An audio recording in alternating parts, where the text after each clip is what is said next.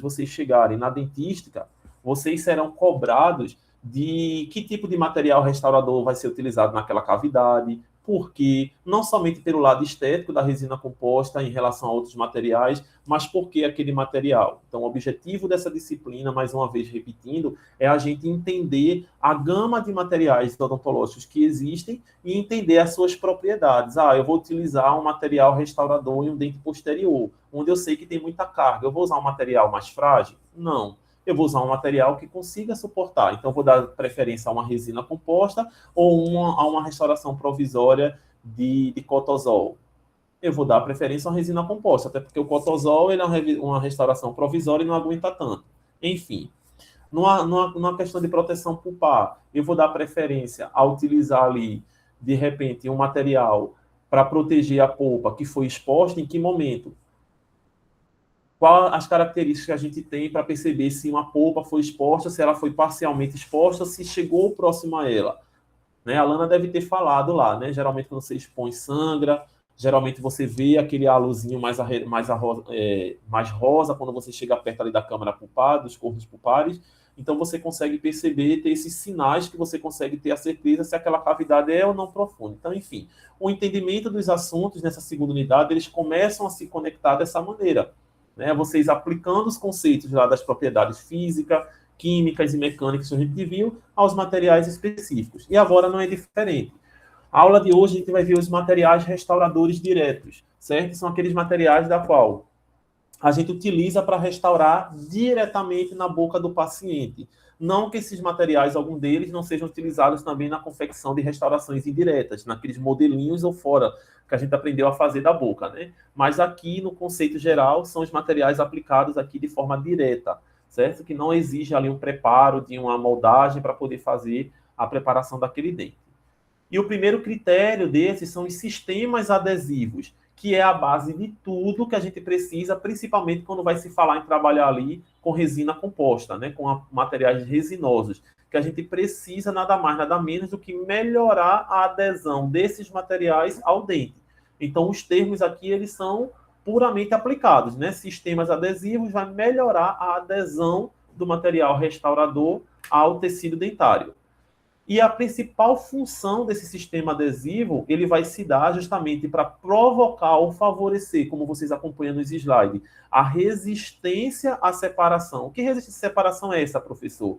Eles vão favorecer com que o material restaurador, no caso a resina composta, elas possam estar mais bem aderida, interagida com o sistema adesivo, para que a estrutura dentária suporte e consiga se conectar a esse material. Eu vou deixar minha câmera aberta, mesmo que eu esteja aí com a questão na testa, mas é porque vocês veem meus movimentos e às vezes a mímica ajuda a entender. Tá? Só para ninguém não se assustar, ainda estou melhorando, estou ainda com uma pereba aqui na testa, mas estou bem, estou vivo. Deixar assim a tela aberta, que aí vocês conseguem ver a gesticulação e fica melhor. Então, dentro do sistema adesivo, a gente vai ter a principal função, que seria a resistência à separação, a adesão da resina com aquele material dentário, com aquela estrutura dentária, distribuir essas tensões. Então, para que serve também aquele sistema adesivo? Além de provocar os enluvamentos ou a adesão do material restaurador com os túbulos dentinários, né, ou seja, com aqueles túbulos da dentina, né, que a gente vai ver como é mais para frente, favorecer com que essas tensões elas sejam distribuídas para que meu material restaurador, por mais que ele suporte cargas de tensão, ele não venha a fadigar. Lembra do princípio da fadiga, que é justamente bater a tal ponto de que quebra, que fratura. É o água mole e pedra dura, né? Então vai lá bater até que quebra. Então os materiais restauradores, por mais que eles hoje tenham uma superfície de tensão, uma tensão adequada para suportar as cargas mastigatórias dos dentes, elas têm um material de fadiga. Então, um paciente que tem ali uma mordida errada, um paciente que, de repente, morde um material mais rígido de forma errada, essa força ela pode levar aquele material à fadiga. E o sistema adesivo, ele favorece e ajuda com que essa distribuição de tensões não leve o material restaurador a uma fadiga, certo? Além do selamento da interface. O que seria esse selamento? É justamente provocar ali, naquelas regiões onde o material, por algum motivo, se contraiu durante a sua presa, com que o sistema consiga fazer com que haja aquele selamento, não haja microinfiltrações. É a mesma forma quando a gente, às vezes, utiliza sistemas de vernizes para poder fechar ali aquelas fossas e fissuras muito profundas, que estão favorecendo a adesão da cárie, da bactéria, favorecendo ali aquela formação daquelas manchas mais enegrecidas propensas à cárie, certo? Então, a mesma coisa é o princípio da adesão. Ele vai favorecer com que, naquele princípio de contração, quando o material ele se afasta um pouco das paredes, ele favoreça aquele selamento. Então, se for falar dos sistemas adesivos, as 3 principais funções é resistência, distribuição de tensão e selamento das interfaces entre o material e o tecido dentário. O mecanismo de adesão ele vai se dar por 3 maneiras, certo? O mecanismo ele vai, primeiramente, substituir aqueles materiais inorgânicos do dente, que seria a hidroxiapatita. A hidroxiapatita é justamente o que é liberado quando acontece a desmineralização. Então, quando a gente aplica ali aquele ácido, que é aquele fluido azul, quem já acompanhou um consultório dentista, vê que quando vai fazer uma restauração, a gente coloca primeiro aquele ácido, que é bem azedinho.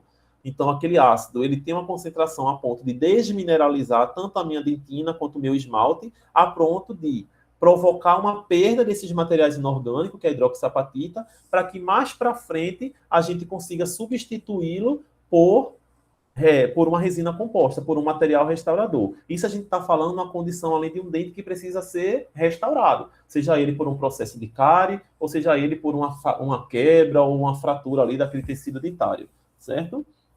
Ele envolve 2 passos. O primeiro passo é a remoção dessa hidroxiapatita, através, por exemplo, do condicionamento ácido, certo? E a segunda é a infiltração do monômero, que é para justamente provocar polimerização e provocar microcorpos de infiltrações para justamente favorecer aí. É como se fosse dedos de luvas. É como se a restauração e os monômeros desse adesivo adentrassem naqueles espaços micro da dentina para provocar justamente esses selamentos e essa união com o material restaurador dessa maneira como vocês estão vendo no vídeo, como eu estou fazendo, certo?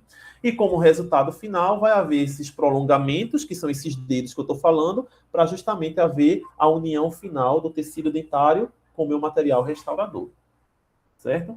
Então, o que ele quer dizer é que eu preciso remover material, que é a hidroxiapatita, para substituir pelos monômeros e a restauração final, que seria ali meus adesivos e também a minha resina composta.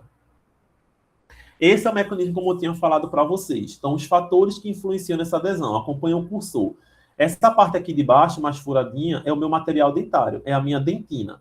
Esse material aqui de cima é a minha resina composta, meu material, e essa daqui é o meu sistema adesivo, formando justamente essa camada híbrida, que é essa listinha que forma entre a dentina e o meu material restaurador. Essa camada híbrida é ela que favorece todos aqueles princípios de adesão, distribuição das tensões e selamento entre o meu material restaurador e o meu dente, certo? Então, quando há falhas, aqui os fatores que influenciam, energia de superfície e molhamento. Então, molhamento nada mais é do que, de fato, a capacidade do material escoar. Então, quando o material ele não escoa e não molha tão bem essa superfície, fica mais difícil com que meu material consiga alcançar ali uma qualidade daquela restauração, certo? A interpenetração da camada híbrida também é um fator que influencia, porque quando o meu adesivo consegue penetrar os canalículos, eles formam isso daqui, ó, os tags resinosos,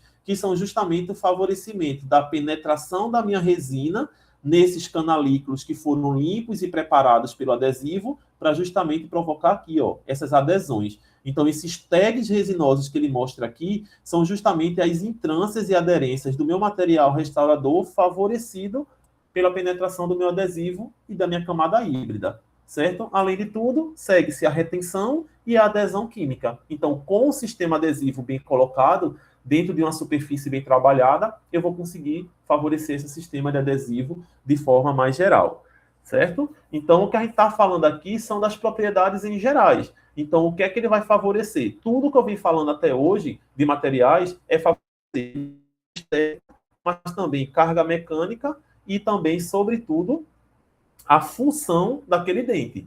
né? E para uma restauração em resina composta, a gente precisa, sobretudo, ter um condicionamento ácido para a preparação daquela superfície e um sistema adesivo ideal para poder favorecer, porque senão a resina não pega, certo? Vocês vão ver na dentística, vocês vão aprender a fazer os isolamentos absolutos, que é com aquele lençol. Na aula de materiais, a gente vai aprender a trabalhar com a resina. Então, a gente vai fazer ali com o manequim de vocês, que é seco, não tem água, não tem saliva, e aí vocês vão trabalhar de forma mais direta ali para saber manipular esses sistemas, saber trabalhar com os instrumentais, a preparação dos materiais para poder aplicar no dente. Na dentística, vocês vão aprender as especificidades, né? Então, preparos cavitários, as brocas necessárias, vocês vão aprender a colocar ali um isolamento absoluto, enfim. Então, isso são competências da dentística, mas que vocês sabem que precisa, porque quem trabalha ali com dentista, ou quem já teve a oportunidade de rodar numa situação normal, para trabalhar com resina, a gente faz um bom isolamento. Pode ser relativo ou absoluto. O relativo tem que garantir ali que o ambiente esteja seco. O absoluto garante isso. O relativo é mais rápido, mas também não tão efetivo quanto o absoluto, né? Que o absoluto é aquele que bota o grampo, ou o lençol de borracha, enfim. Só que aí a gente tem que falar de uma coleguinha chamada smear layer, ou lama dentinária, certo? Essa lama dentinária nada mais é, acompanha a figura, certo? Nada mais é do que todo o conteúdo que são formados com a manipulação com brocas ou materiais em cima daqueles canalículos. Então, quando a gente faz o preparo cavitário daquela região, vai formar em cima deles, daquela região do preparo, uma lama dentinária, que são restos de dente, restos da dentina, restos de corpos orgânicos e inorgânicos do dente. E aí essa lama, ela precisa ser removida para que haja um sistema adesivo adequado. Essa lama, ela tem uma função de ser uma barreira física, porque é através desses tubos aqui que se chega à polpa do dente. Quando a bactéria atinge esses tubos dentinários aqui, é por eles que ela consegue chegar ali na região da polpa do dente e provocar aquelas pulpites e aquelas condições lá que somente muitas vezes o canal resolve ou a endodontia resolve, ou então muitas vezes, a depender do grau de destruição, a exodontia, certo?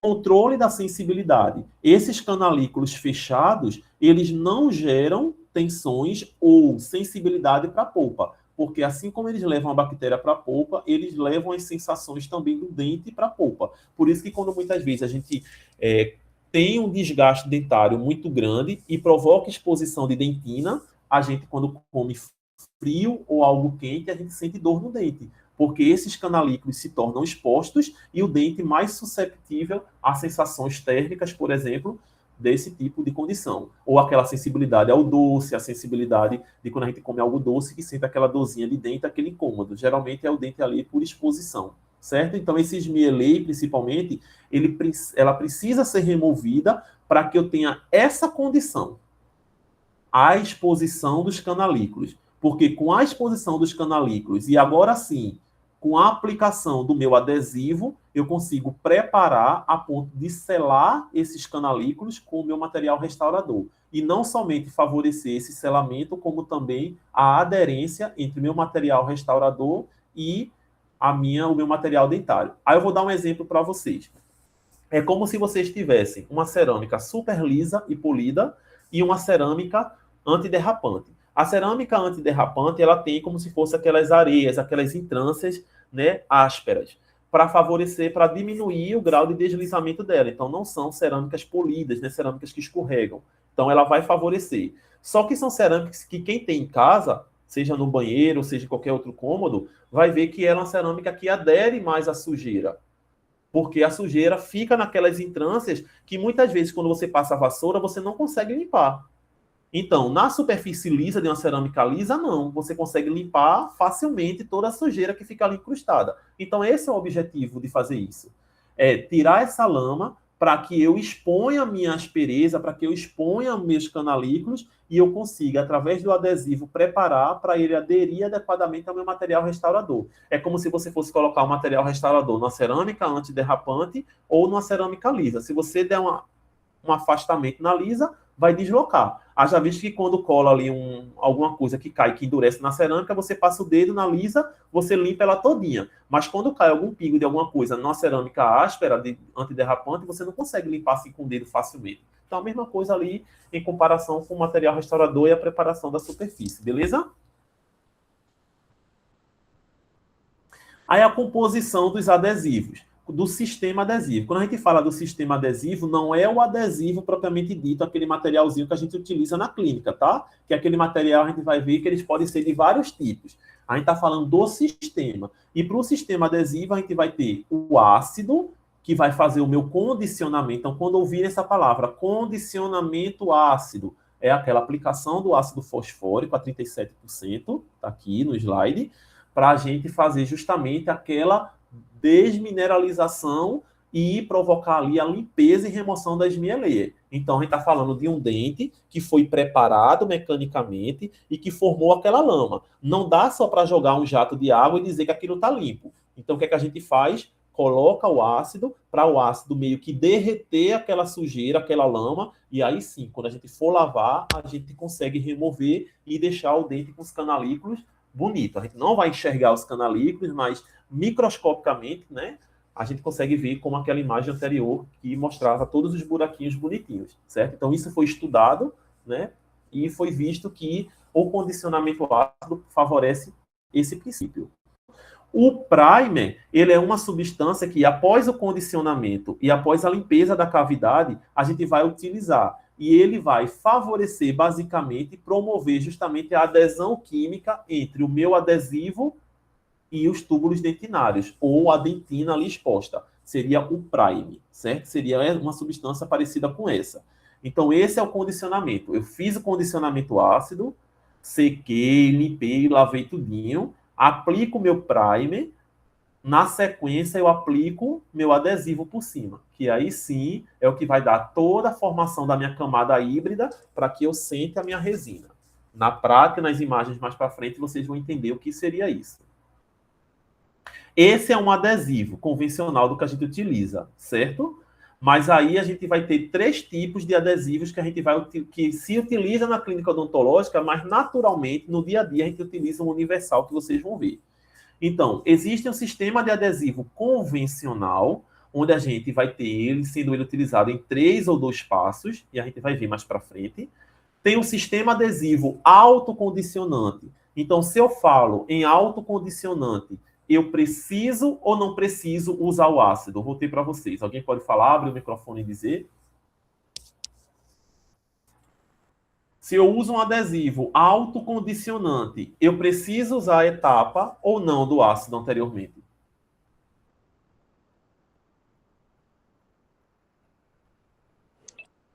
Eu creio que sim.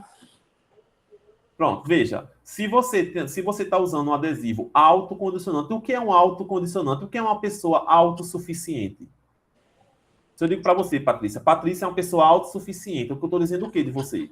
Então, não precisa, é isso? Isso, que você não precisa de ninguém. Então, o ácido adesivo, o adesivo autocondicionante, ele não precisa utilizar o ácido.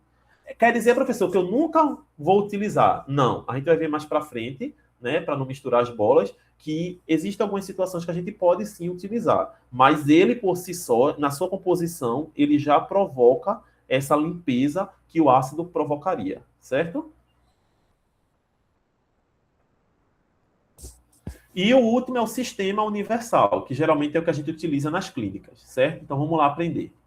Então, o sistema adesivo convencional. O convencional, ele vai ter as 3 etapas, certo? Ele pode ter 3 ou 2 etapas. Ele vai ter o ácido, ele vai ter o primer e ele vai ter o adesivo, certo? Então, ele vai ser em 3 etapas, porque ele precisa condicionar o esmalte, ele precisa condicionar a minha dentina, certo?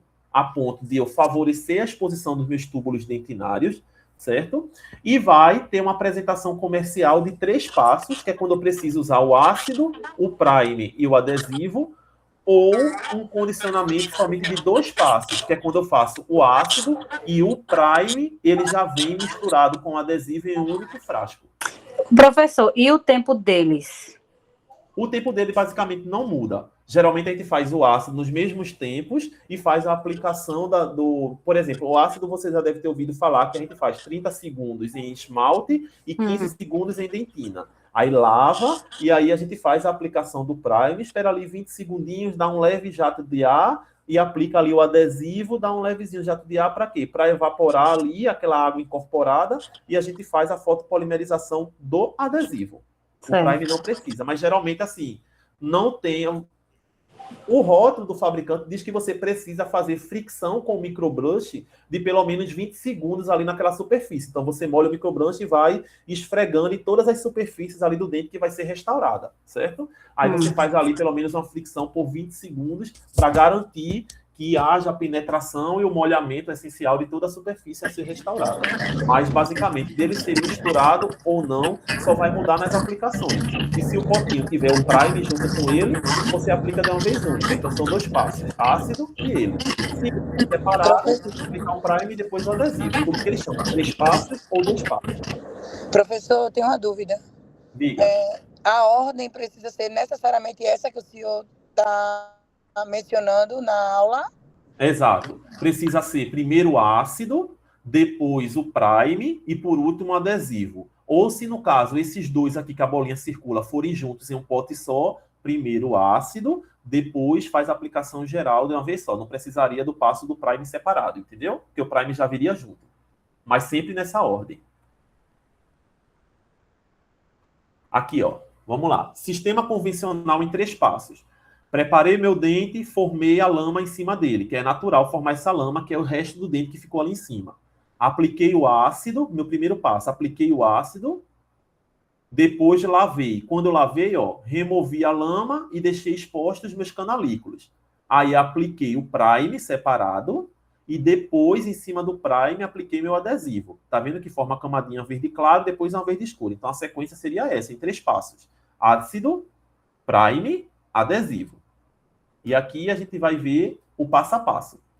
Ó, usei ali, ó, 30 segundos em esmalte, que é essa região do rebordo, e 15 segundos em dentina. Por quê? Porque o esmalte é o tecido mais duro. Então, a desmineralização do esmalte com ácido, ele é um pouco mais difícil do que na dentina, que é mais mole, que é mais fácil de ser atingida. Por isso que meu esmalte recobre minha dentina. Então, é por isso que eles preconizam 30 segundos em esmalte e metade do tempo em dentina, certo? Após esse tempo ali em relógio. Então, como é que eu vou perceber isso, professor? Apliquei em esmalte. Conto 15 segundos. Bateu 15 segundos, eu aplico aqui, ó, na minha dentina. Quando completar 30, eu removo tudo. Porque aí eu fiz 30 em esmalte e 15 em dentina. Beleza? Lavo tudo. Lavei, tirei todo o excesso de ácido. Sequei com bolinha de algodão.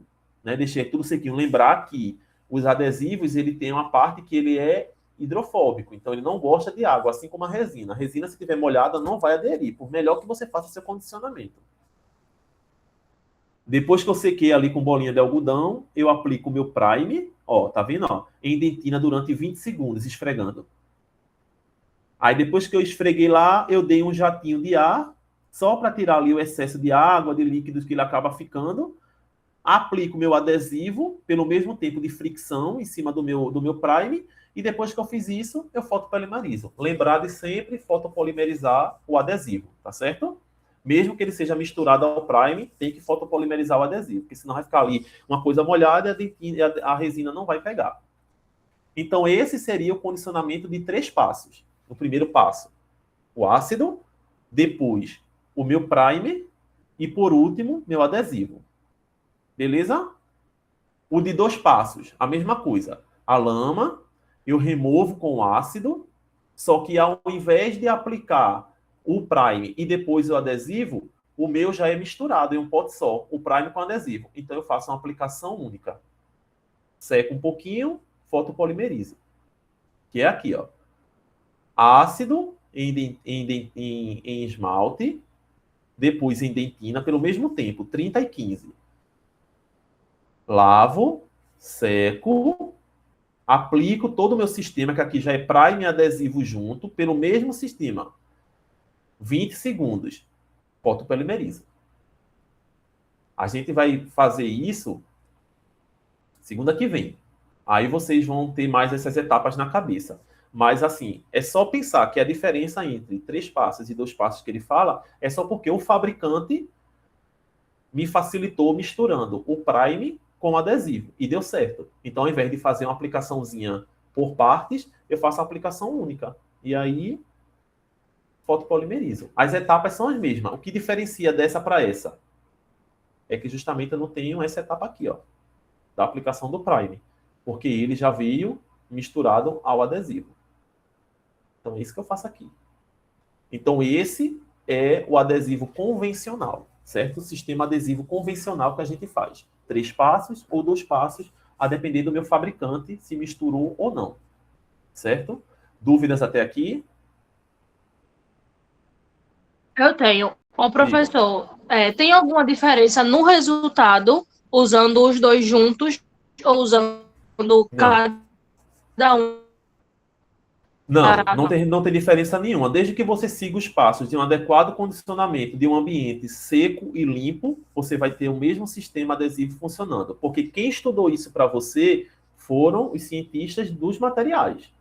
Ele estudou que se ele criar um material onde já tinha aquelas 2 etapas juntas, ele consegue facilitar o trabalho do dentista sem comprometer os resultados. Antes, se viram que tinha que ter essas 3 interferências, que cada um tem sua função. O ácido para remoção da lama, o prime para melhorar a adesão do adesivo e o adesivo para formar aquela camada híbrida com o material. Mas aí ele viu que se misturasse o prime ao adesivo, não haveria comprometimento entre a camada híbrida e o meu resultado final da restauração. Então, resultados aqui não mudam. Sempre a gente está pensando em melhorias do material. Certo? Então, hoje você raramente vai ver um dentista, por mais que trabalhe com dentística, fazendo prime separado de adesivo. Já se estudarem, viram, então, basicamente, hoje é aplicação única. Tá certo, Kelly? Kathleen. Foi Kathleen que perguntou, né? Tá. Certo. Então, vamos lá, vamos continuar. Aqui já são os sistemas adesivos autocondicionantes. Então, aqui eu não vou precisar da etapa de condicionamento, certo? Então, eu consigo eliminar algumas discrepâncias, eu consigo eliminar algumas fases. Aqui está separado, pode estar separado prime de adesivo, mas o que ele quer dizer para mim agora é que o adesivo que eu estou aplicando, o sistema que eu estou aplicando do prime, ele não somente vai favorecer a adesão do meu sistema, como também vai promover a remoção do dente. A remoção ali, que eu estou falando do dente da lama, né?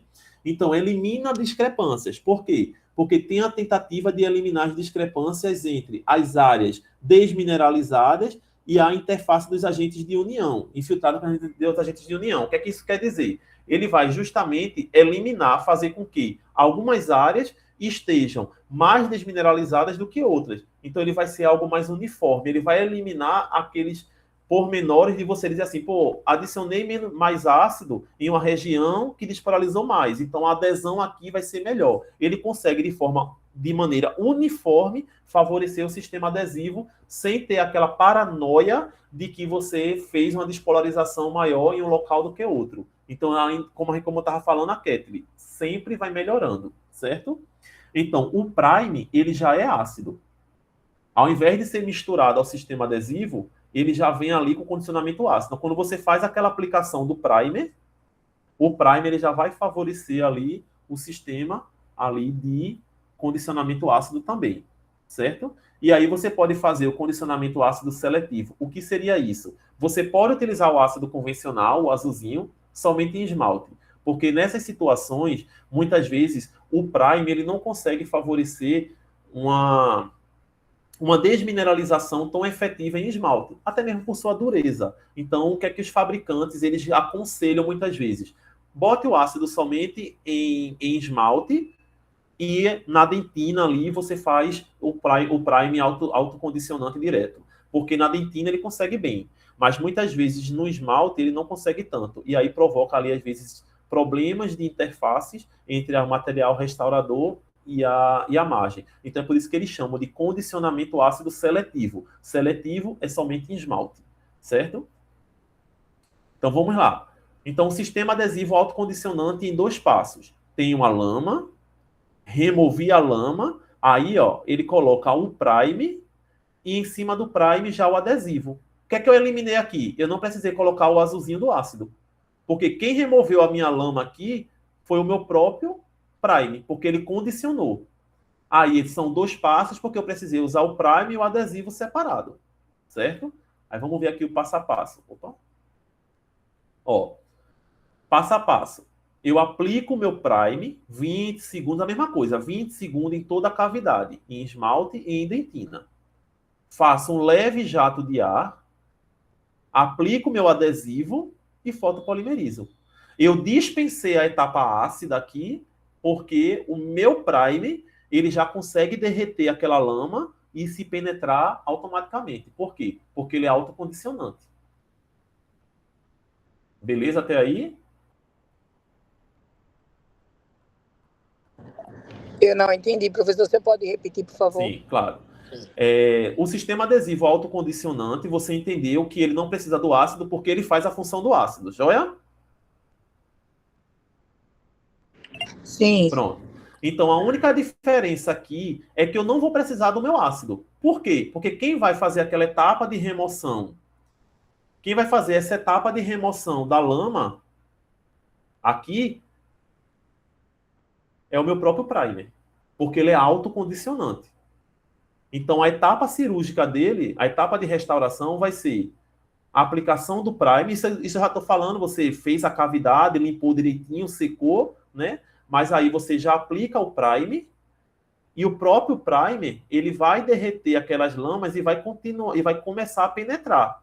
Porque lembra quem favorece isso aqui é o ácido nos outros? O ácido é que derrete isso aqui cinza para que deixe esses canos pretos abertos para que aconteça isso. Só que o meu primer, ele vai fazer isso sozinho, porque ele é autocondicionante. Quando eu falo em condicionar, é aplicação de ácido. Como o meu adesivo ele é autocondicionante, então ele vai derreter sozinho isso aqui e vai conseguir penetrar e fazer o sistema adesivo. Deu para entender agora? Sim, obrigada, professor. Nada. Então aqui a gente tem as etapas. Apliquei o primer, fiz um leve jatinho de ar só para evaporar ali aqueles monômeros mais voláteis, né, que geralmente eles são misturados acetonas e outros monômeros, então a gente dá um jatinho de ar justamente para evaporar esses materiais, aplico o meu ácido e fotopolimerizo. E isso em 2 etapas, certo? De uma etapa, eles vêm misturados. Então eu faço uma etapa única. Aplico, fotopolimerizo e acabou-se. Vamos lá. Sistema convencional. Eu tenho 3 passos ou 2 passos. Quando eu falo em 2 passos, é porque o meu primer é junto com o meu adesivo. Então, quando eu diminuo um passo, geralmente o primer junta com o adesivo. Então, lá no outro, no convencional, eu vou usar ácido, primer e adesivo. Ou vou usar ácido e primer com adesivo junto, que é um pote só. Nos autocondicionantes, eu elimino quem? O ácido. Então, eu nunca vou ter 3 etapas. Ou eu vou ter 2, ou eu vou ter 1. Se eu tiver 2, é o primer e o adesivo separado. Ou se eu for ter somente 1, o primer já vai vir junto com o adesivo. Eu aplico, dou o jatinho de ar e fotopolimerizo. Entende que quem saiu aqui na diferença foi só o ácido. Porque o meu primer assumiu a postura autocondicionante. Beleza? Dúvidas? Beleza. Então, esse passo aqui, essa lupinha aqui, é só para explicar aquele selamento em esmalte que eu tinha explicado anteriormente, que eles fazem muitas vezes somente o condicionamento ácido aqui, na bordinha do esmalte. Porque justamente esse autocondicionamento do primer, geralmente ele não é tão efetivo em esmalte. Então, muitas vezes o fabricante recomenda que você faça uma aplicação seletiva aqui, 30 segundinhos, na região, 30 a 15 segundos na região de esmalte, só para garantir ali uma adesão mais adequada, certo? Não é nem tanto o fabricante, geralmente são os estudos, né? O pessoal que desenvolveu estudos ali em mestrados, em doutorados, que observaram essas interfaces, né? Então, os estudos propõem esse condicionamento seletivo, né? O fabricante diz que vai ser bom em tudo, né? Que ele vai vender o peixe dele. Mas ainda assim, respondendo a pergunta de Kathleen, ainda assim não tem estudos que diz que a relação desse tipo de adesivo vai ser melhor do que o outro convencional. Entendeu? A diferença é só a praticidade. É só mais prático se utilizar ele. E aí os estudos só dizem isso, né? De que um selamento do esmalte vai ajudar ali na adesão por 30 segundos, certo? Professor, pelo que o senhor está dizendo, a única questão não muda, a ordem não altera os fatores, o que facilita é o trabalho do profissional, não é isso? Basicamente, isso. Porque Obrigada. a dificuldade foi estudada pela turma aí fora, entendeu? E visto que funciona. Aqui é só um passo. Aqui eu tinha falado, né? Faz a aplicação do adesivo universal, que ele já é com prime mais adesivo, faz a aplicação, leve jatinho de ar e fotopolimeriza. Não precisa do ácido nem do prime separado, porque o prime aqui já é junto, entendeu? Então lembra, convencionais 3 ou 2, porque tem o ácido. Autocondicionante 2 ou 1, porque não tem o ácido, porque é autocondicionante. Então já elimina assim o pensamento. É o que vai ser o passo a passo, a gente vai pegando conforme vá a prática, conforme vá nos esquemas, certo? Um outro sistema adesivo aqui final é o sistema adesivo universal. Esse AMBAR é o que a gente mais utiliza. Então, quem tem a chance aí, quem trabalha em postinho, seja em qualquer outra função, ou quem trabalha ali diretamente já com dentista, seja SB ou seja estagiário, vê que a maioria dos consultórios já tem esse AMBAR, essa marca aqui, porque ele já é universal. E esse universal, ele consegue ter a versatilidade de ser utilizado tanto para colagem convencional, quanto para colagem sem condicionamento ácido. Ele é universal porque ele tem o prime e o adesivo dentro dele. Então, tendo o prime e o adesivo, eles podem ser utilizados no sistema convencional, porque eu vou utilizar o ácido normal que a gente utiliza, ou eles podem ser utilizados sem o condicionamento ácido também, né, que é o autocondicionante. Mas os estudos e a maioria dos dentistas, pelo menos que eu vejo, que trabalham com a dentística, usam dele junto com o condicionamento ácido. Faz o condicionamento ácido, limpa direitinho e aplica o adesivo e depois restaura em resina, certo? Eles Professor, utilizam... Diga. quando eu estagiava, eles colocavam o ácido. Ele usava esse ambar e colocava o ácido. Isso. Eles faziam o processo. É isso que eu tô dizendo agora, justamente. A maioria dos dentistas, eles utilizam, né? Mas o que ele quer dizer, porque lembra que o prime, junto com o adesivo, é o que eles chamam de universal. É o único potinho que tem o prime e o adesivo junto. Se eu tenho o prime e o adesivo junto, eu posso utilizar nos dois, certo? Mas a maioria dos dentistas, por estudo, condicionam ácido. Não fazem esse ambar, mesmo que ele seja universal, somente de forma autocondicionante. Mas o fabricante diz que você pode usar nessa formação de autocondicionante, porque o prime dele autocondiciona, entendeu? Mas aí, todos os dentistas que eu vejo, toda vez que eu fui dentista clínico, né, antes de ser buco, eu utilizava dessa maneira também. Eu fazia o ácido e fazia o adesivo. E na faculdade eu aprendi usando ácido e adesivo normal, certo? Então, provavelmente, eu acho que o adesivo, se tiver lá na clínica da gente, provavelmente vai ser esse, certo? Que vai ser ou dessa marca ou de outra marca menor, mas que vai ter o primer e o adesivo junto. Ele vai ser universal, chamado sistema adesivo universal, porque ele vai ter o primer com o adesivo já junto dele, certo? E a única vantagem, digamos, dele é ter essa flexibilidade na utilização, né? Então, ele é flexível para usar em todos os tipos, autocondicionantes ou convencionais, porque ele é universal. Ele já tem um prime junto dele, então não precisa usar aquelas 3 etapinhas do prime separado do adesivo, certo? E diferente deles, a gente pode usar também o condicionamento seletivo. Eles dizem, não quer usar sem ácido não, faz o seletivo, bota ali o ácido em esmalte e restaura o resto. Só que, mais uma vez, a gente faz em tudo. 30 segundos e 15 segundos em dentina, lava tudo, limpa, aplica o adesivo e faz a restauração, certo? Aqui é só mostrando a aplicação dele, né, da mesma forma. Ó. Depois de limpar, depois de condicionar tudinho, a gente faz a aplicação do adesivo, joga o jatinho de ar, fotopolimeriza, certo? Aqui é pela técnica convencional, onde ele faz o ácido, tá vendo que não é errado utilizar, certo? Não é errado. Então faz o ácido e o adesivo, lava, seca, aplica em uma etapa única, seca e fotopolimeriza, certo? E aqui é pela técnica do selamento do esmalte só. Ele fez condicionamento somente no esmalte, tá vendo? Aí utilizou das mesmas etapas e fotopolimerizou. Então, aqui é mostrando são as mesmas etapas dos outros. A diferença é que pode ser utilizado geral, considerando o primer dele autocondicionante, fazendo o convencional do condicionamento em dentina e esmalte, e fazendo somente o condicionamento seletivo, que é só em esmalte. Então, quando falar em condicionamento seletivo, só em esmalte, tá, galera? Somente em esmalte. O seletivo, somente em esmalte. Beleza? Aqui é o resumão geral. Acompanha comigo. Sistemas adesivos. Eles podem ser convencional, autocondicionante e universal. O meu convencional, ele pode ser de 3 ou de 2 passos. Se eu utilizo de 3 passos, é porque eu estou usando o ácido, prime e adesivo separado. Se eu uso em 2 passos, eu estou usando o ácido, mas meu prime, ele já vem no frasco único, que é quem? Ó? Meu universal aqui, ó. Meu universal, prime e adesivo junto, eu consigo utilizar aqui dentro. Tá bom? O meu autocondicionante, eu não preciso de ácido. Então, se eu não preciso de ácido, eu tenho 2 ou 1 passo. Se for 2 passos, é porque o meu prime é separado do meu adesivo.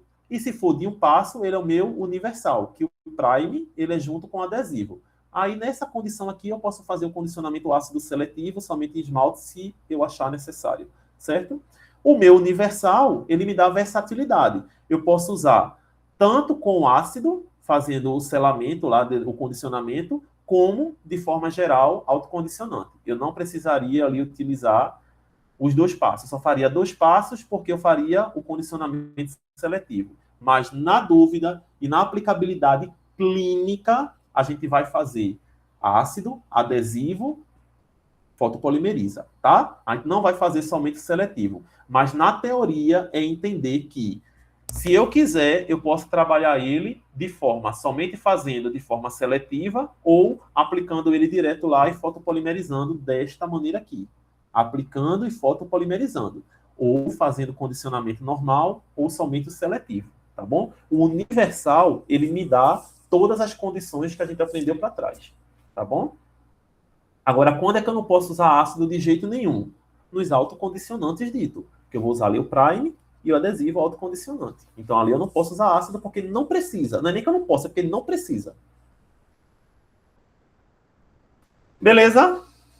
Então, essas etapas, a gente vai precisar saber o que é que a gente vai utilizar na clínica, professor. Essa daqui.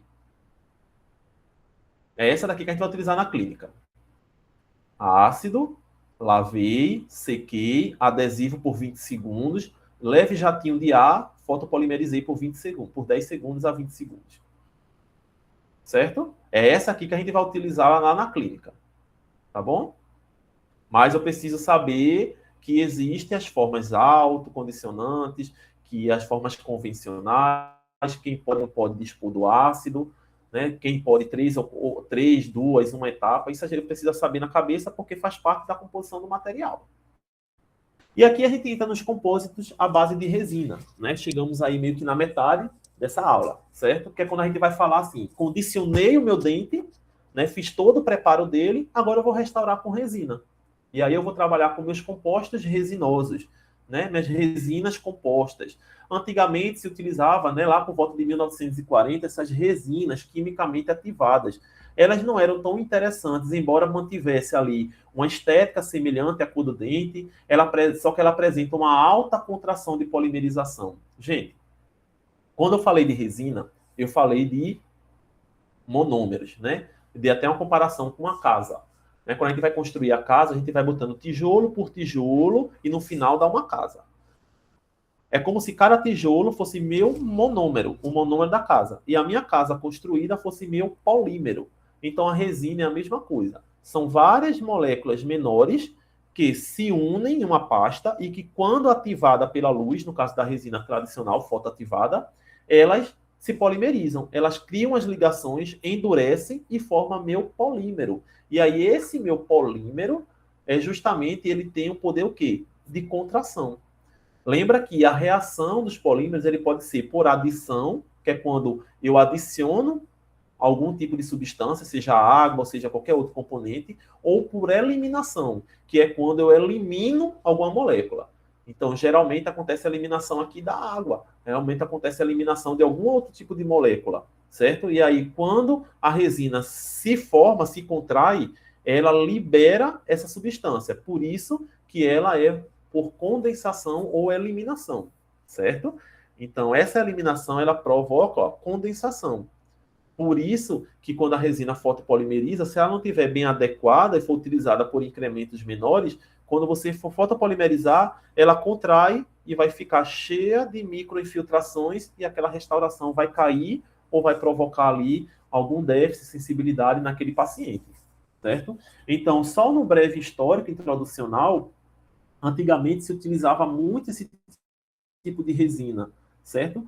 Hoje, assim, se utiliza as resinas para fazer mais material externo, né? Tipo materiais protéticos, materiais assim, moldeiras, que a gente vai trabalhar um pouco com essas resinas, né? Resinas quimicamente polimerizáveis, né?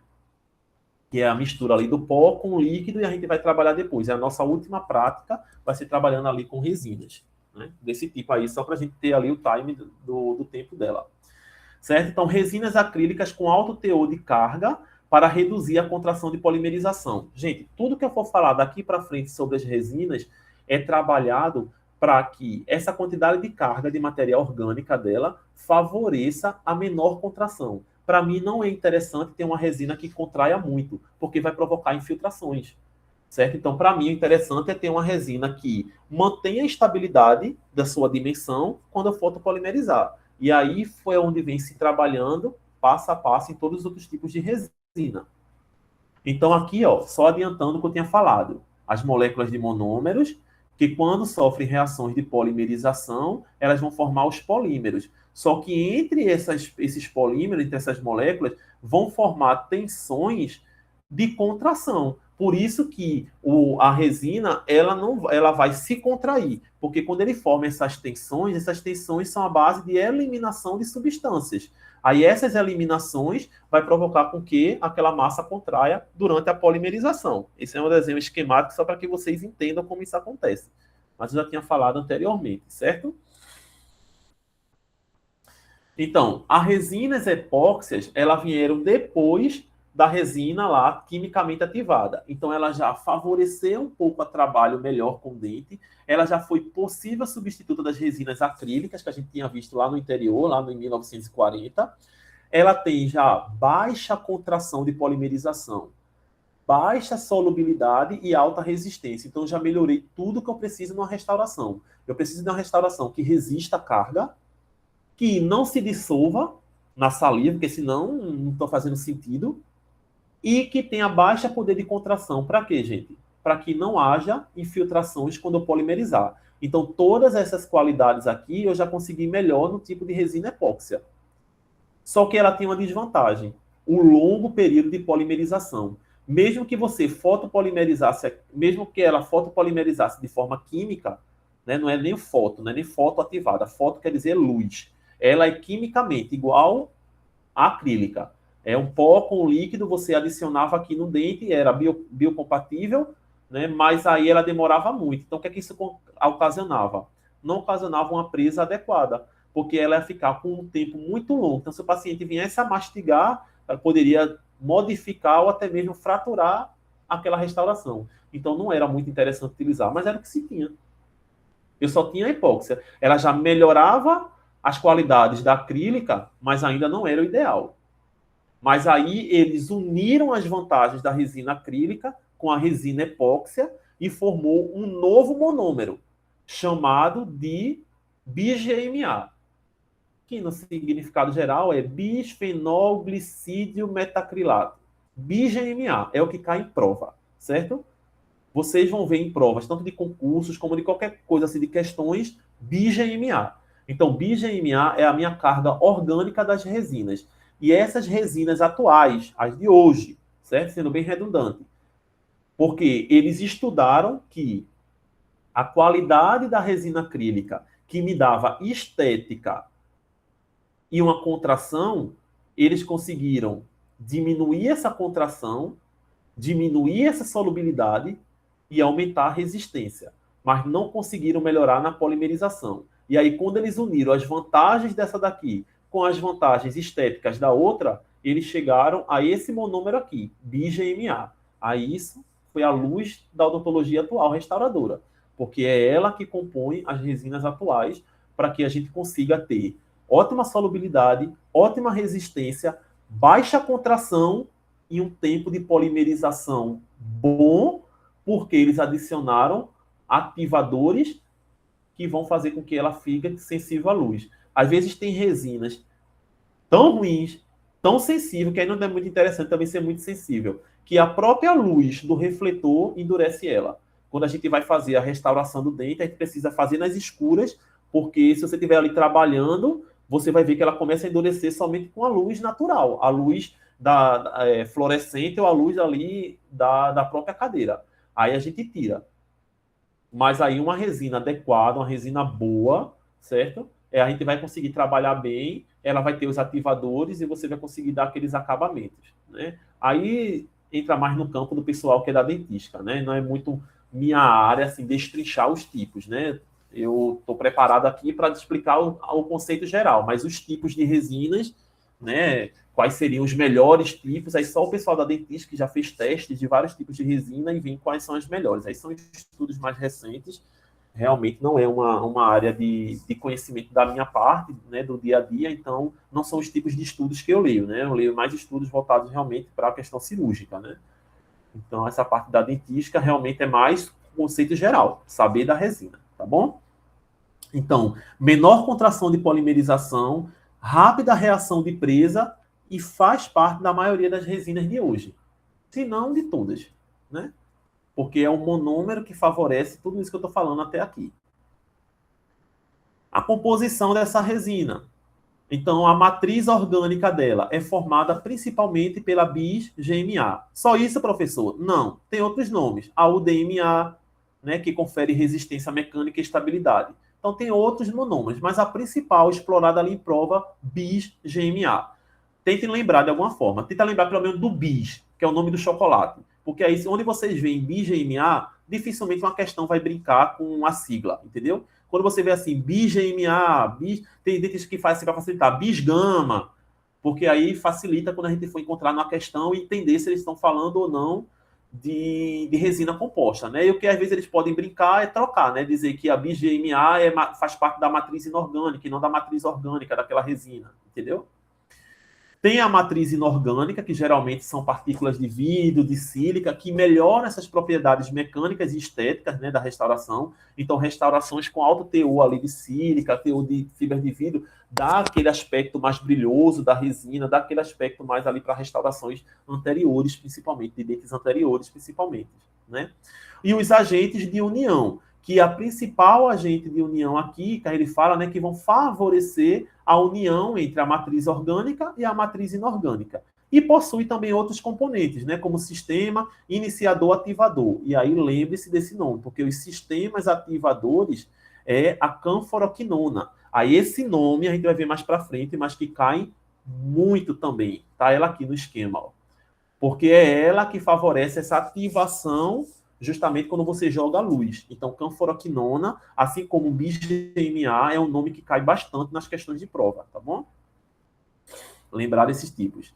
Então, em resumo, uma resina composta, ela é formada pela matriz inorgânica, que vai conter ali vidro, sílica, para fazer ali resistência, certo? Vai ter a matriz orgânica, que são os meus monômeros. E aí, quem é o principal? bis-GMA. Vai ter os fotoiniciadores, que é quando eu jogar a luz, é eles que vão fazer com que haja ativação para que meus agentes de união façam com que a minha matriz orgânica se misture à minha matriz inorgânica e a gente tenha ali aquele material polimérico final, que é a resina endurecida, certo? Pigmentos é o que vai favorecer ali a parte estética dela, certo? Dúvidas até aqui?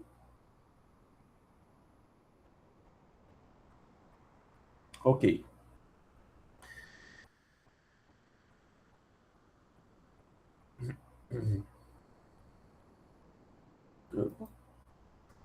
Matriz inorgânica. Então, como eu tinha falado antes, é aquela matriz onde a gente vai conter ali partículas de sílica, de vidro, que vão favorecer ali a minha união e resistência entre a matriz orgânica. Então, tem a função de aumentar as propriedades mecânicas das resinas, reduzindo a quantidade de matriz orgânica e minimizando. Por que, professor, reduzir a quantidade de matriz orgânica? Porque a resina ela só fica ativada quando eu consigo misturar. Então, é como se fosse uma piscina cheia de plaquinhas. E aí, quando eu jogo a luz do sol, que seria a minha fotoativação, essa água da piscina vai fazer com que as minhas plaquinhas se unam, formando uma placa composta, uma placa compacta, que é justamente a presa da minha matéria. Então, quando eu diminuo essa quantidade de matéria orgânica, é fazendo com que elas se unam a ponto de formar a minha estrutura final da resina composta, certo? E aí, essa matriz orgânica, ela minimiza as contrações de polimerização, porque para mim não é interessante que a resina contraia muito, certo? Eu aumento meu coeficiente de expansão térmico. O que é isso, professor? É fazer com que eu não tome café e tome água gelada e a minha restauração rache. Ou simplesmente eu fazer com que, quando eu tomo café, a minha restauração dilate, ou quando eu como um picolé, a minha restauração diminua. E isso me favorece dessa maneira, certo? Então, eu tenho que ter uma expansão térmica mais alta para que qualquer temperatura não modifique meu material. A gente aprendeu isso quando estudou as propriedades físicas dos materiais, certo? E diminua a absorção de água, porque para mim não é interessante que a minha resina esteja absorvendo água, porque se ela absorve água, ela favorece aquilo que a gente chama de sorpção. O que é a sorpção? É ela se autodiluir com a água que ela absorve. A gente também viu isso nas propriedades físicas dos materiais, certo? Então, exemplos de partículas inorgânicas, principalmente a sílica e as partículas de vidro, né? São elas que compõem. A minha matriz orgânica, sendo bem mais breve, é formada pelos meus monômeros, que é o BGMA principalmente, formado pelos meus inibidores, que são justamente a hidrox. O que são meus inibidores? A hidroquinona, por exemplo, é o que faz barrar o meu processo de contração. Lembra que a resina epóxi, a resina acrílica, né, ela foi mais bem introduzida porque elas conseguiram diminuir lá a contração, mas em compensação, elas demoravam mais o fator de polimerização. Por quê? Porque não se achavam esses fatores aqui, ó, na sua matriz, como a hidroquinona, por exemplo. Cuidado para não confundir a hidroquinona com a canforoquinona, tá? Porque a hidroquinona, ela é um fator inibidor. Ela vai chegar a um certo ponto e vai dizer para a minha resina ali que tá bom, que não precisa mais contrair. Então, ela vai chegar a um momento de fadiga do processo de contração. Então, para que justamente ela não continue se contraindo. Enquanto Professor, que... Diga. a hidroquinona vem das diretrizes de antibiótico-terapia? Ah, você está falando lá do fármaco, né? Sim, a base química, sim, mas não necessariamente é um fármaco, entendeu? Ah, entendi. É só a base química, tá? Certo. Ela é inibidora, certo? Então ela vai fazer justamente porque evita os processos de polimerização, certo? Mas quando a gente fala da mistura química, sim, certo?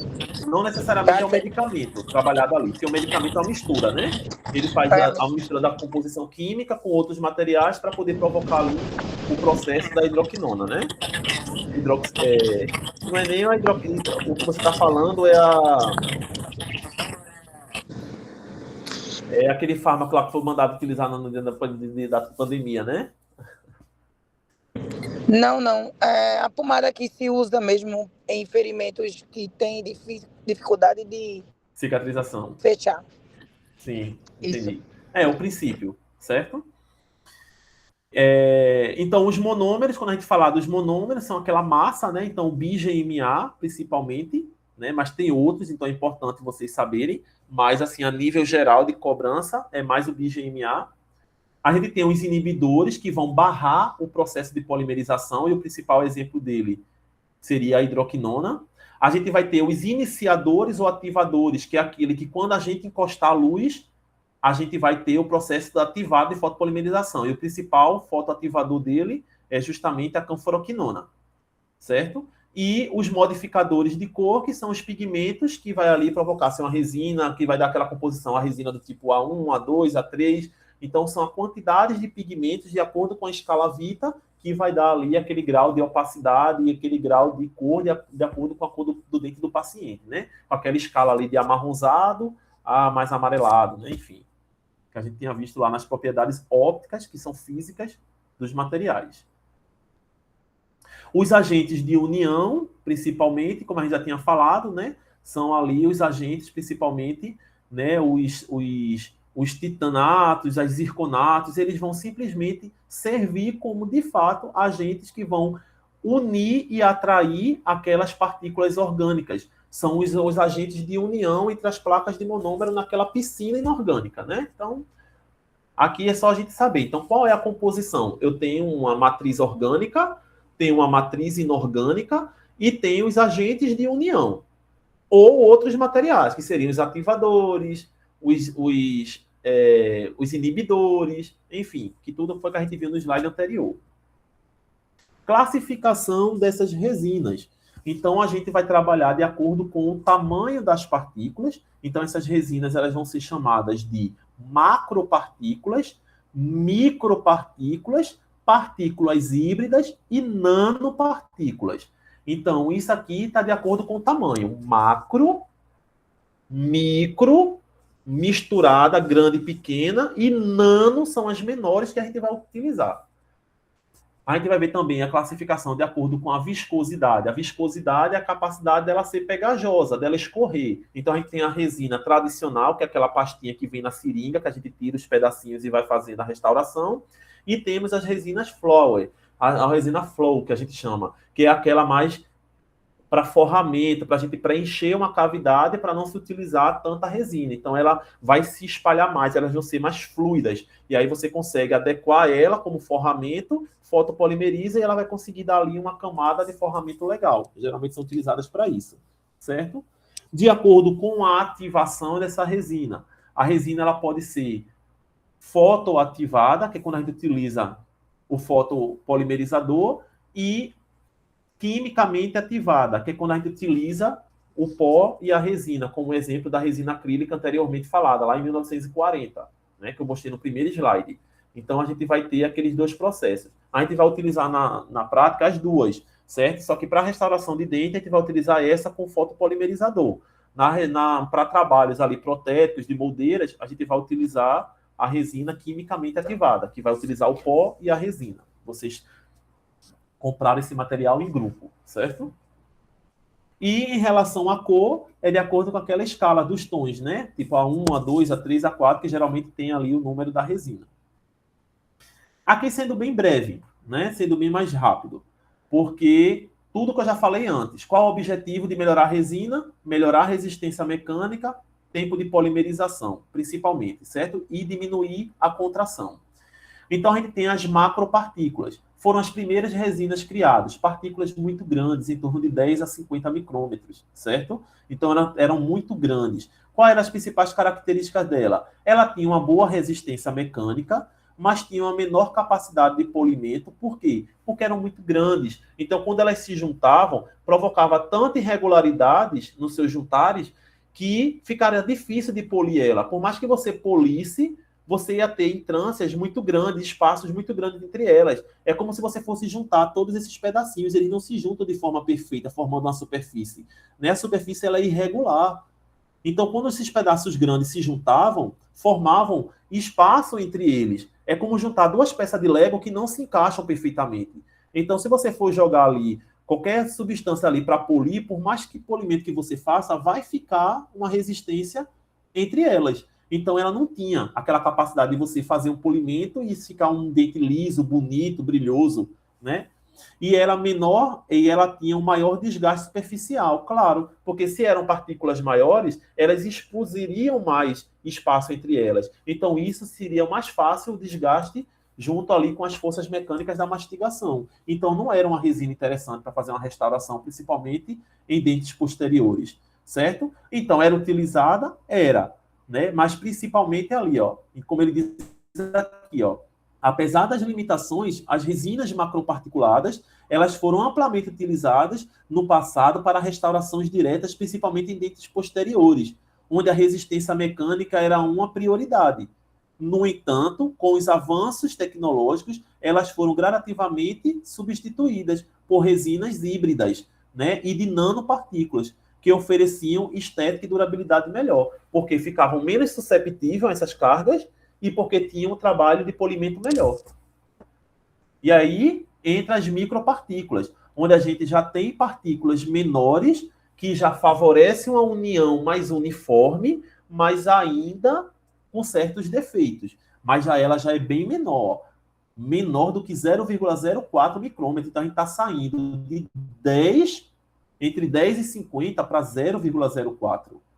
Aí as características. Já melhora ainda mais a capacidade de polimento.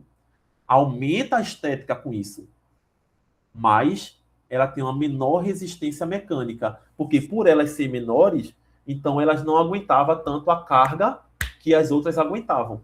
Aí já se perdeu no fator restauração. Já se perdeu no fator funcional. Então, se eu estou falando que era uma resina, que é uma resina que não tem uma resistência tão boa, ela é indicada para dentes posteriores? Não. Ela é indicada para dentes anteriores, que eu não preciso tanta carga, eu preciso de estética. Então, ela já me dá uma estética melhor, já me dá um polimento melhor, mas ela não me dá resistência. Então, eu ganho em um e perco em outro. Então, não é interessante para mim. Enquanto está no mercado, beleza, eu usava ela. Mas vamos estudar para tentar achar uma resina que eu possa utilizar tanto em dentes posteriores quanto em dentes anteriores. Ora, se as que têm partículas grandes, eu consigo ter resistência boa, mas não consigo ter estética. A outra que tem partículas menores, eu consigo ter estética, mas não consigo ter resistência. O que é que a gente faz para fazer, para ter a maioria desses propósitos juntos? A gente une. Então, a gente une as macro com as micro e forma as híbridas. Aí eu vou conseguir ter a resistência que a macro me dá e a estética que a micro me dá. E aí eu consigo trabalhar com as resinas híbridas, porque ela vai me favorecer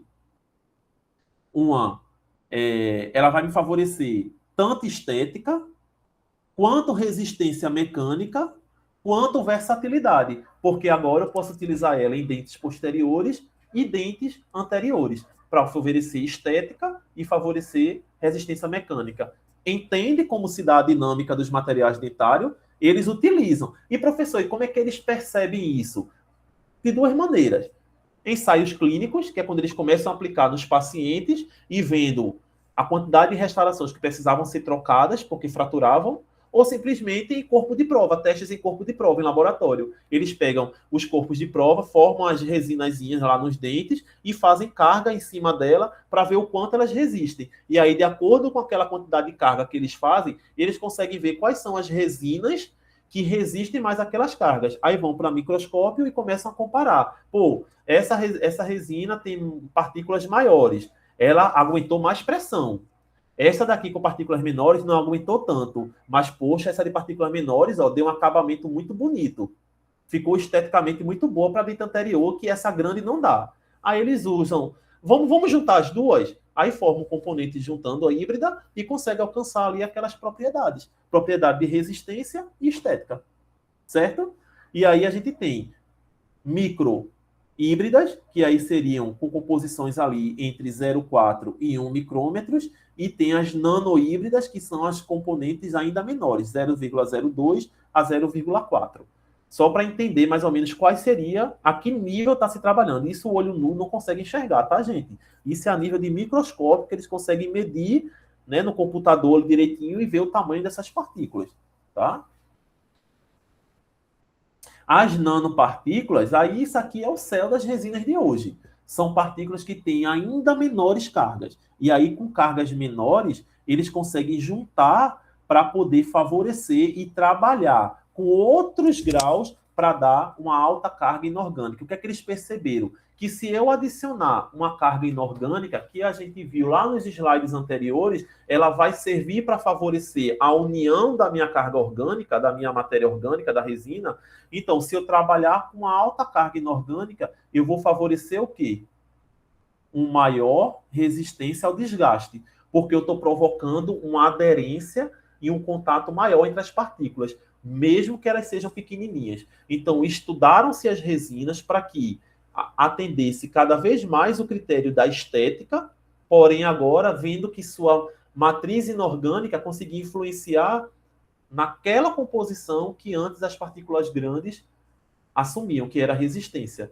Então, o aumento da carga inorgânica, o aumento lá daquela matéria inorgânica da resina, fazia com que na polimerização elas tivessem um contato e uma força maior entre elas, a ponto de resistir às relações mecânicas. E aí eu melhorei minha resistência mecânica, melhorei meu poder de contração, porque eu coloquei ali os inativadores, eu melhorei o meu polimento, porque as partículas são menores, esteticamente melhor de trabalhar, né? Então eu melhorei ainda mais, tornando excelente a minha estética, e melhorei a minha resistência à abrasão, porque eu criei uma matriz inorgânica maior. E virou o céu, porque eu consigo restaurar dente anterior, consigo restaurar dentes anteriores e posteriores, consigo fazer facetas, correções estéticas e fazer tudo que eu consigo realizar dentro das minhas partículas.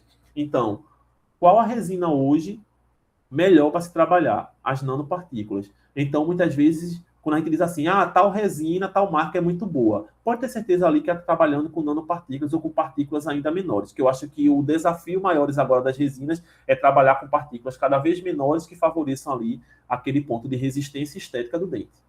Beleza? Essa classificação, gente? É só entender o seguinte, que a capacidade de melhorar a resistência estética foi o ponto principal. E aí, quanto maior a partícula, maior a resistência mecânica, mais diminui a estética. Aí, se eu diminuo o tamanho, eu melhoro a estética, mas dificulto a resistência. Aí, o que se criaram? As nanopartículas. As nanopartículas, elas vão estar numa matéria inorgânica maior, e aí vai favorecer uma união melhor entre elas, e eu vou ter a correção daquela resistência ali mecânica, que pelo tamanho da partícula não era tão bom. E, em compensação, eu ganho estética excelente. Então, as resinas hoje se baseiam na classificação das nanopartículas, certo? Aí, só aqui um comparativo, né, do que a gente viu agora. Pelo tamanho das partículas, então, nanohíbridas e as resinas nanoparticuladas, certo? As nanohíbridas são aquelas, né, que vão ter ali matéria grande e matéria pequena. Mas as pequenas vão ser do padrão nano, que vai oferecer estética. Então, são aquelas resinas mais convencionais. As resinas mais que a gente utiliza hoje, mas que são mais baratas. Né? Quem faz faceta não trabalha com qualquer tipo de resina, certo? Então, essas resinas que tem no SUS, essas resinas que tem em consultório, mesmo que particular, mas para restaurações gerais, elas são resinas nanohíbridas, que vai ter resistência boa para o paciente, desde que você faça um preparo adequado, ela vai ter uma estética adequada, o paciente vai sair feliz, porque vai dar ali uma discreção, vai ser bem discreta para o paciente, certo? Mas as resinas, para fazer aquelas facetas instagramáveis que a turma faz, é uma E o foto, para quem faz essas resinas, é diferente ou é esses... Não, é o foto polimerizador normal mesmo, a luz azul. Normal, né? A luz não muda, não. Só muda se eles só trabalham para melhorar a polimerização, para que seja mais estável, para que ela não contraia tanto, né? A estabilidade de cor, a estabilidade estética dela. Então, eles estão trabalhando em cima disso, mas o foto é igual adesivo. 1 passo, 2 passos, 3 passos, se bem aplicado, não vai mudar em nada o sistema de adesivo, né? Tá certo. Aqui é a mesma coisa.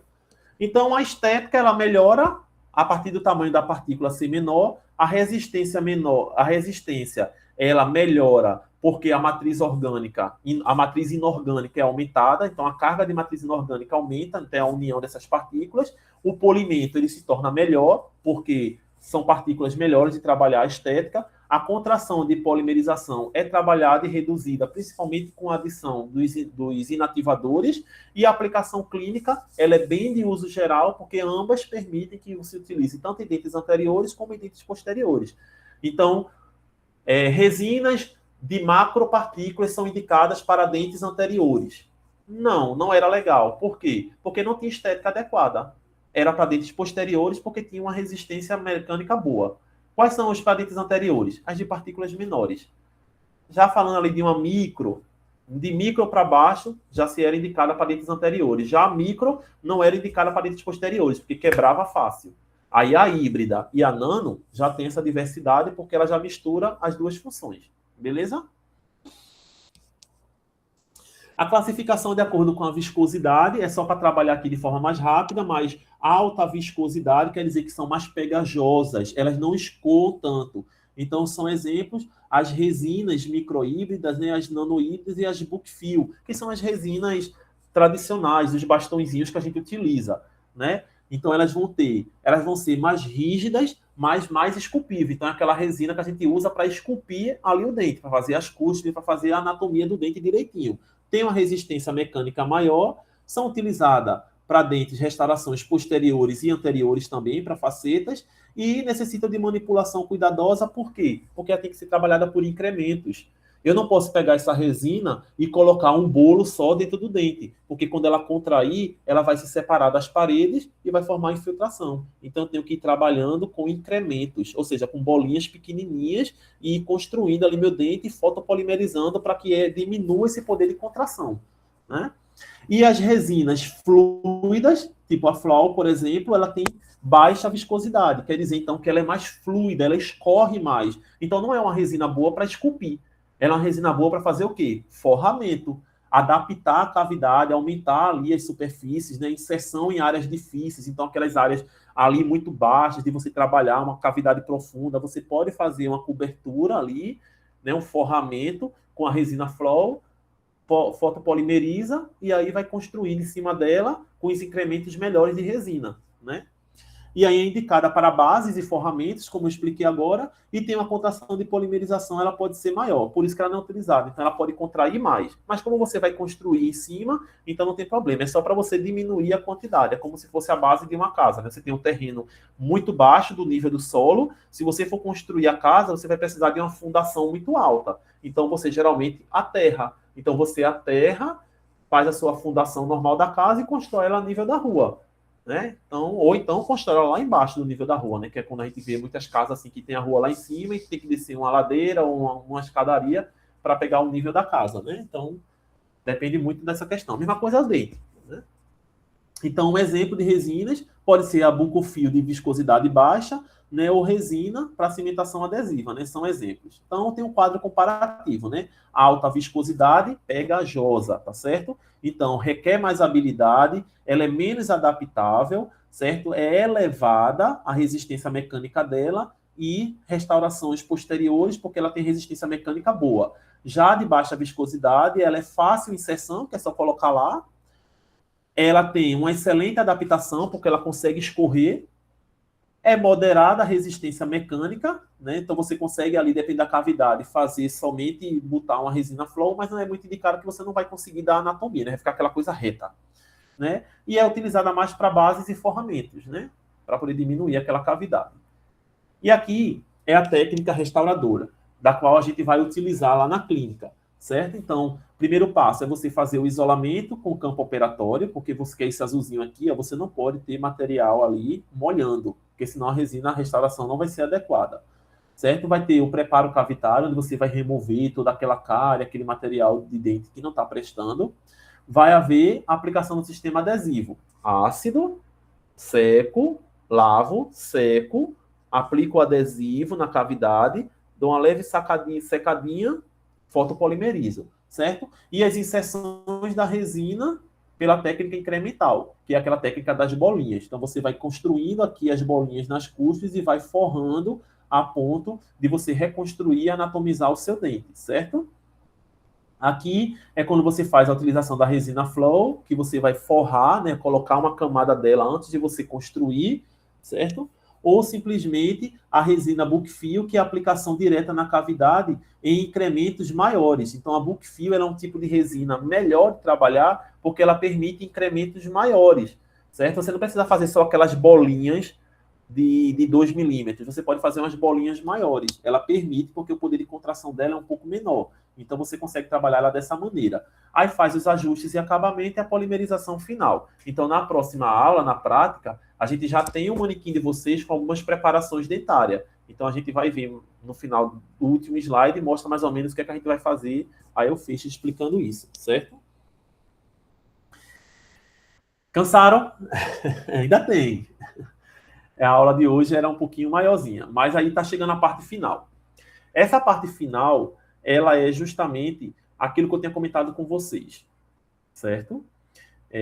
O amálgama, a gente não vai fazer prática dela em laboratório. Porque, tipo, para a parte de materiais dentários e para a estética, para a parte lá da vida profissional de vocês, é um tipo de material que vocês não vão utilizar. Então, o que é que eu vou fazer?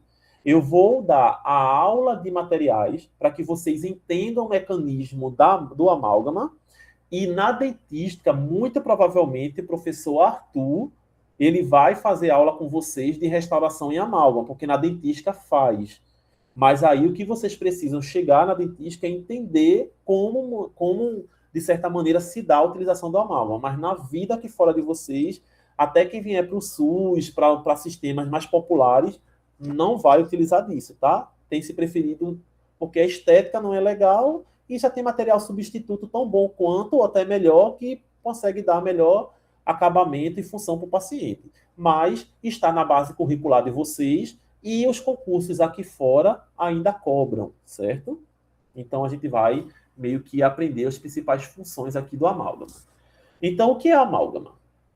A amálgama é diferente das resinas, que é um polímero orgânico, ele é uma liga metálica. Uma liga metálica composta por duas fases, um pó e um líquido. Meu pó, ele é uma liga composta por prata, estanho, cobre e zinco. E a gente vai ver um pouco da função de cada um desses. E o meu líquido, ele é um mercúrio, que quando juntos, formam o meu amálgama, certo? É uma restauração mais, digamos assim, mais fácil de fazer, porque você tá com a amálgama lá dentro e vai só apertando. E à medida que você vai apertando e calcando ele, ele vai tomando presa, vai endurecendo. Mas ele é mais chato de trabalhar, porque o seu preparo cavitário, ele é diferente da resina. Por ele não ter essas aderências tão grandes quanto a resina, ele precisa de uma cavidade específica, uma cavidade retentiva, que consiga segurar ele. Então, tem que ser com brocas diferentes. O preparo deles são muitas vezes é com caneta de baixa rotação, nem todos é com caneta de alta rotação. É com caneta de baixa rotação e as brocas específicas para você fazer os ângulos, os preparos, tem que ser arredondado. É horrível. Se botar para fazer uma restauração hoje, eu não faço, porque assim, quando a gente aprendeu na faculdade, a sequência de brocas é muito chato. Então, era uma coisa que se fazia realmente na prática tranquila antigamente, porque era o que tinha para se restaurar. Mas hoje em dia, nenhum dentista mais idoso, mais velho, mais arcaico, assim, nesse ponto de sentido assim, de formação, ele utiliza mais amálgama. Pelo contrário, ele está tirando os amálgamas dos outros e botando resina, né? Então, a amálgama é isso. Ele é uma liga metálica composta por alguns metais que, junto com o líquido, que é o mercúrio, vai formar o amálgama. Na sua composição atual, o amálgama ele é composto por 65% de prata, 29% de estanho. Prata e estanho, gente, é tudo do amálgama, certo? Quando você pensar em prata e estanho, é a principal composição, é o que vai dar resistência mecânica ao amálgama. O cobre, ele vai favorecer a união e a conversão desses materiais na amálgama final, junto com o mercúrio. E o zinco, ele é um material de sacrifício, um metal de sacrifício. Se não fosse o zinco, esses materiais aqui, eles se oxidariam na boca, até mesmo pela presença do oxigênio e da saliva. Então, literalmente, eles enferrujariam. Então, se colocou nos estudos o zinco para justamente ele se sacrificar por esses metais que, para a liga, são mais nobres. Então, o meu zinco, ele consegue reagir com o oxigênio para salvar esses outros metais, tá? Então, por isso que a proporção dele é baixinha, porque ele serve ali para dar essa longevidade de forma antioxidante. Aqui é o meu que eu já tinha falado antes, né? O estanho e a prata, eles vão favorecer, ó, resistência à restauração, certo? Principalmente a prata, até mais do que o estanho, certo? Mas o estanho junto com a prata, ele facilita, né, essa redução de expansão da prata, ele vai favorecer com que a prata ele consiga dar mais resistência, porque somente o estanho ele diminui um pouco essa resistência à dureza da liga, certo? O estanho ele favorece com que a minha prata reaja com o mercúrio e forme melhor resistência para ele. É por isso que na minha composição eu tenho mais prata do que o estanho. Só que o estanho ele reage muito mais com o mercúrio do que a prata. Por isso que eu tenho uma quantidade maior de prata, porque quando ela não, a quantidade que ela reage, ela deixa livre material para dar resistência ainda maior, porque o estanho ele reage muito mais e aí ele favorece com que a prata consiga se depositar, aumentando a resistência da liga, certo? Então vocês quando estiverem estudando, vocês vão poder organizar melhor essas funções, tá? Porque se falar realmente não vai botar na cabeça de vocês, mas entender que o estanho e a prata eles são dois parceiros, eles se complementam, né? A prata aumentando a resistência e o estanho, principalmente, fazendo com que haja redução da expansão da prata, para que haja mais prata para reagir e causar melhor resistência. O cobre, como já tinha falado antes, ele aumenta a conversão e a utilização da prata, a substituição da prata, aumentando ainda mais a resistência. Então, o cobre ele vai ajudar a fazer com que mais partículas de pratas possam reagir e formar e dar melhor dureza ao material, enquanto que o zinco é o material de resistência que eu tinha falado lá anteriormente, é o material que vai se sacrificar pela liga. A classificação do amálgama ela vai ser pela forma das partículas, pelo conteúdo de cobre, ou seja, alto teor de cobre ou baixo teor de cobre, e o conteúdo de zinco, alto teor de zinco, baixo teor de zinco. Pela questão do conteúdo de zinco, então ligas que têm menor quantidades ou quantidades até 0,01% de zinco, eles são ligas sem zinco. Mesmo que tenha um percentual ali de até 0,01, é considerado sem zinco. Enquanto que percentuais maiores de zinco do que 0,01, lembrando que o valor máximo é de 2%, são ligas ricas em zinco. E o zinco é um antioxidante, é um metal de sacrifício. Lembrem disso. O conteúdo de cobre é de acordo com a quantidade. Ligas maiores do que 6% de cobre, elas favorecem a conversão quase que total de uma substância que a gente vai ver chamada gama 2, que é isso que mais cai em prova. Então, ligas ricas em cobre, que tem até maior do que 6%, eles vão favorecer ali a conversão do gama 2 em gama 1, que é interessante para o meu amálgama, certo? Enquanto que baixo teor de cobre, menor do que 6%, ele vai ter uma efetividade para isso, mas ele não vai ser tão grande quanto o de 6%. Certo? Aqui é pelo tamanho das partículas, certo? Então, são partículas irregulares, o que chamam de partículas usinadas ou limalhas, e partículas esféricas. Aqui só para a gente tentar entender como isso influencia, certo?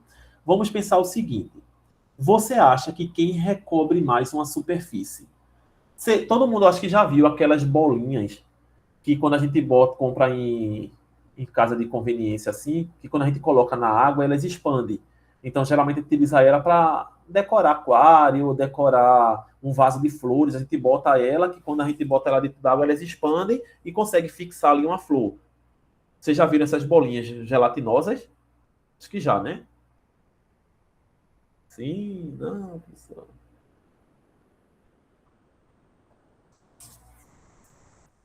Estou falando só, é?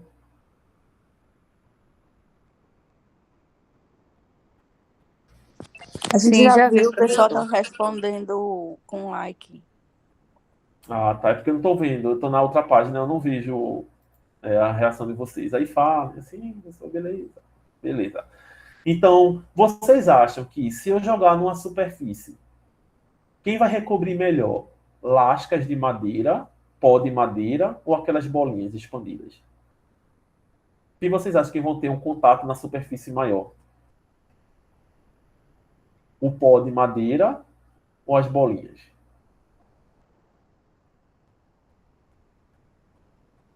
Eu acho que o pó.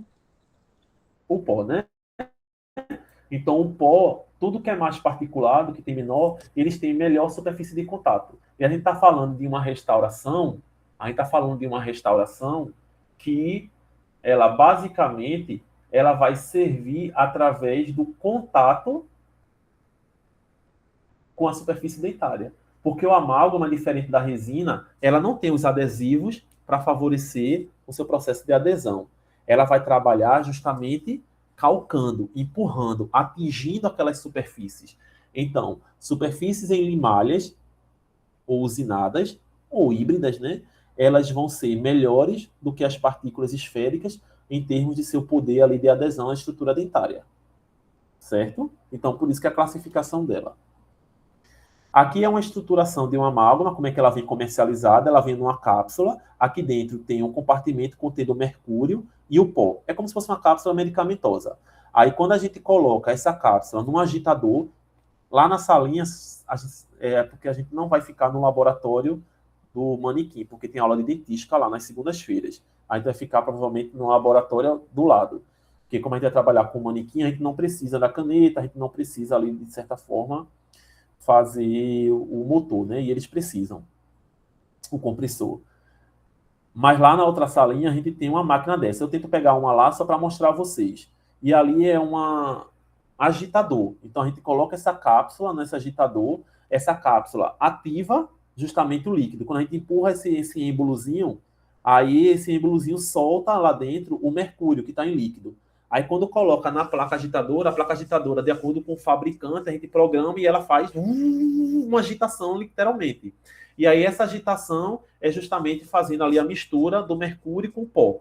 Aí, quando a gente abre a cápsula, que a gente bota ali no pote DAP, que a gente vai trabalhar, tem uma seringazinha específica para amálgama, que a gente vai pegando os pedacinhos e leva lá a seringa de plástico e aperta e cai dentro do dente. Aí, com os calcadores, você vai apertando e vai tomando a formação do dente, e apertando até ir tomando presa, né?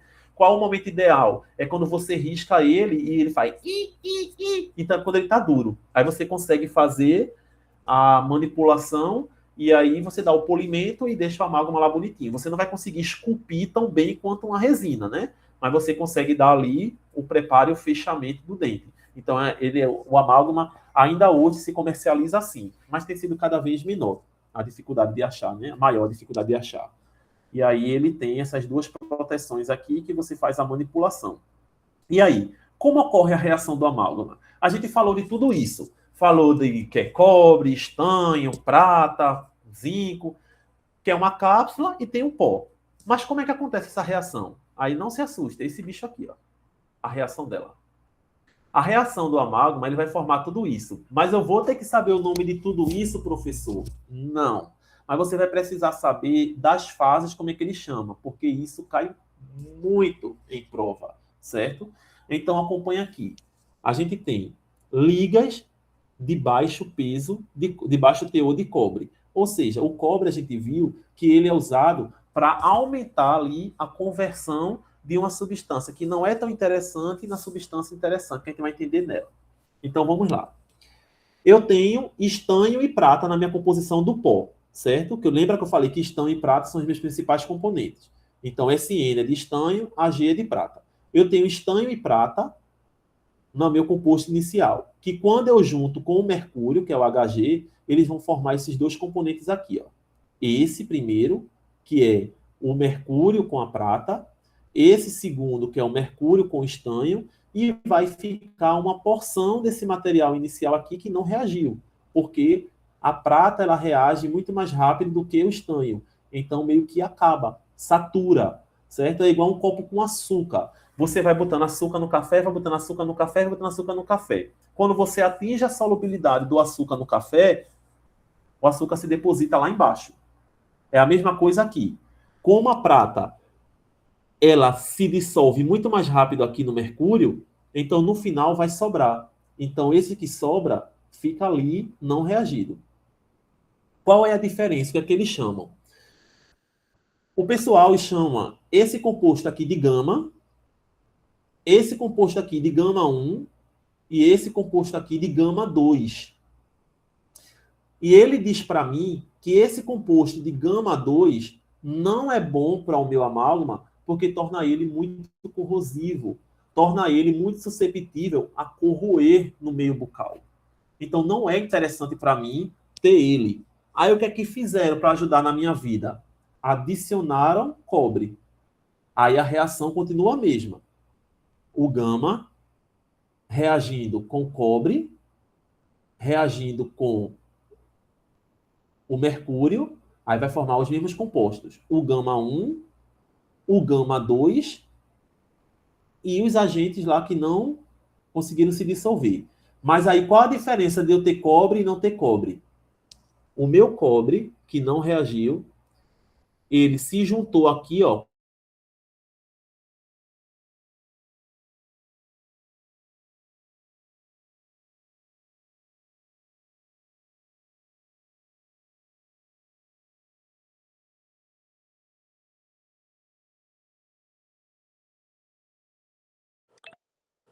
Será que faltou energia lá?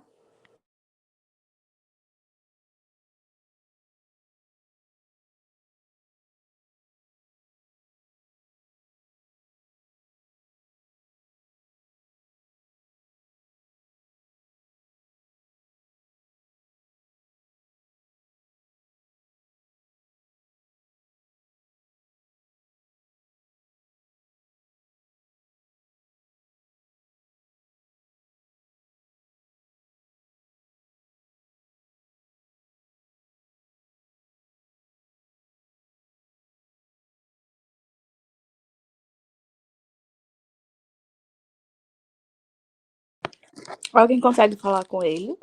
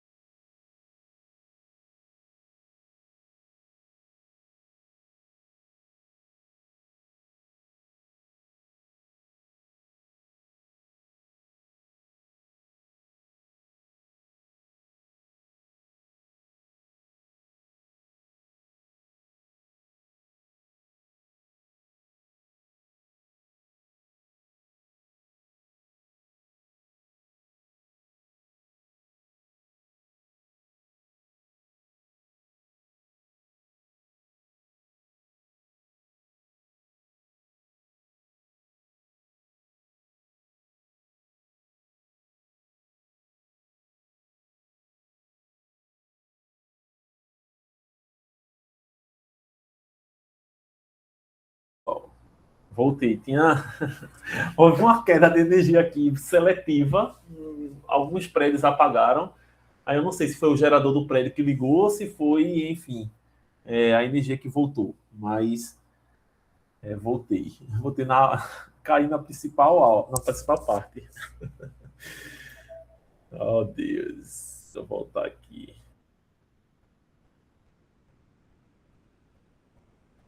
Pronto. Pronto, gente. Então, como eu falava, só repetindo. Então, nas ligas que não tem cobre, certo? O meu gama, que é prata e estanho, quando reagir com o meu mercúrio, eles vão formar o gama 1, que é a prata com mercúrio. Vamos aprender assim, não precisa aprender o nome do composto não, certo? E o gama 2, que é o estanho com mercúrio, certo? E essa quantidade aqui é a parte que não reagiu. Como é que eu lembro disso? O copo com café, o açúcar com café, certo? O açúcar, quando se deposita lá embaixo, no fundo, é o açúcar que não mais se derreteu no café. Então, a mesma coisa aqui, certo? Essa quantidade aqui é a quantidade de gama que não mais derreteu no mercúrio. Aí, o que é que fizeram na indústria? Para facilitar, eles adicionaram cobre, que é esse composto aqui, Cu, certo? O cobre, dentro da minha liga metálica do amálgama, o que é que ele vai fazer? Vai ser a mesma reação. Vai formar gama 1, que é o mercúrio com a prata, que é legal para mim. Vai formar o gama 2, que não é legal para mim. Lembra, S de estanho, né? S de sem noção. Então, não é legal para mim. É sem noção isso aqui. Aí, o que é que meu cobre vai fazer? Ele vai fazer com que haja a conversão desse material aqui em mais prata, gama 1, e mais material não resolvido, porque é o que eu preciso. Porque isso daqui, que não se dissolveu, junto com isso daqui, que é meu gama 1, eles vão dar resistência ao meu amálgama. E vão diminuir o quê? A corrosão que o sem noção me dá. Então, o que é que o cobre faz na liga? Ele converte o sem noção, que é o mercúrio com estanho, em mais gama, que é o meu bom, gama 1, e mais gama não reagido. Então, aumenta a quantidade disso e aumenta a quantidade disso. E aí, melhora o meu amálgama. Por isso que a inclusão de cobre é legal na liga metálica do amálgama. Porque ele tira o meu gama 2, que é sem noção, e forma mais gama 1 e esse material, que não se dissolveu. E o que é o gama 2? O que é que ele faz? Ele ajuda a diminuir a resistência porque torna o amálgama mais quebradiço, mais corroído. Então, ele corrói e torna mais quebradiço. Então, não é interessante. Certo? Então, basicamente, a única diferença é essa. Liga estética com alto teor de cobre. Então, a única diferença do alto teor de cobre para o que tem um teor de cobre aqui é porque cobre mais do que 6%, como a gente viu lá, ele consegue converter isso tudinho e a ponto de não existir a formação. Observe nessa reação. É a mesma coisa. Ó. O gama 1 e não tem gama 2. Porque o teor de cobre é tão grande que eles formaram diretamente gama e concentração não reagente. Então, a única diferença é essa. Teve cobre, o cobre ele vai favorecer, converter meu sem noção nos bons. Ou seja, gama 2 em gama 1.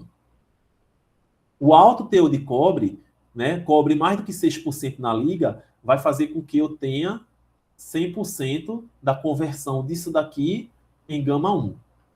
Coisas que não acontecem somente com menos do que 6%, porque atinge também uma saturação. Então, mesmo que ele diminua a concentração do gama 2, ainda vai continuar tendo um gama 2 ali. Por isso que ligas de ligas com alto teor de cobre, maior do que 6%, vai ter ali uma conversão integral. Consegue observar 100% da não formação de gama 2, que é o meu sem noção. Em resumo, a gente tem isso.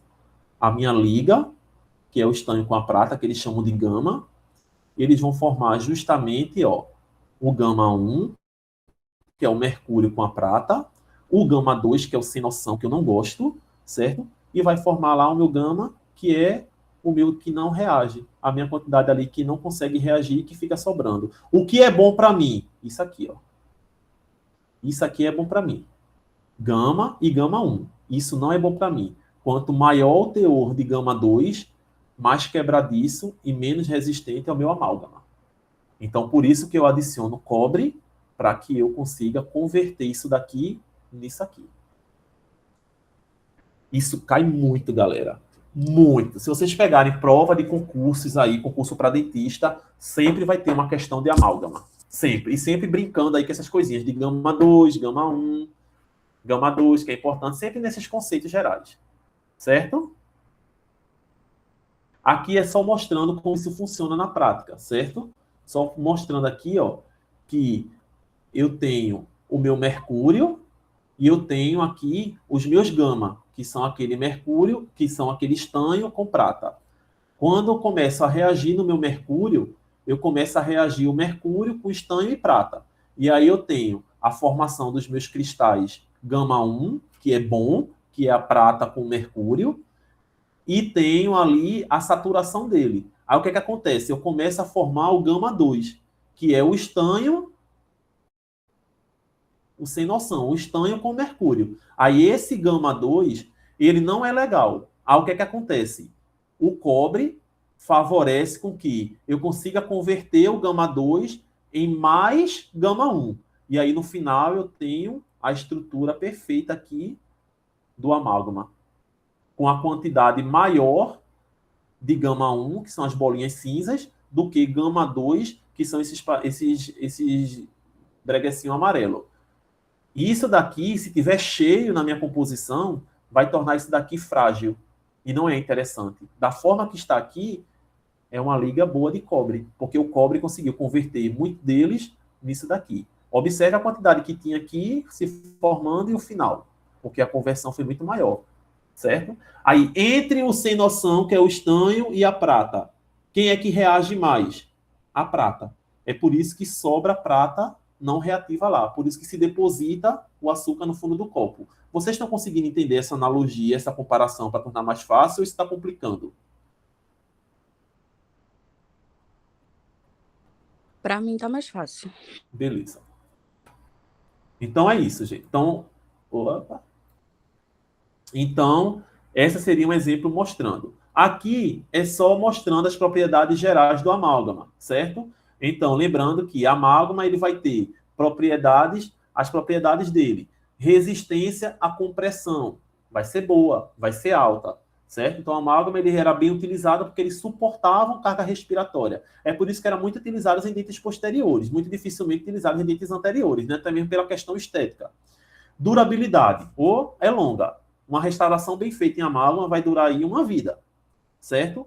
Um alto selamento, selamento marginal natural com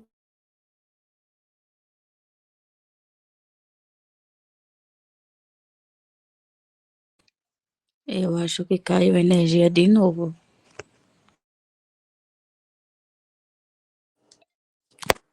Também acho, Bruna.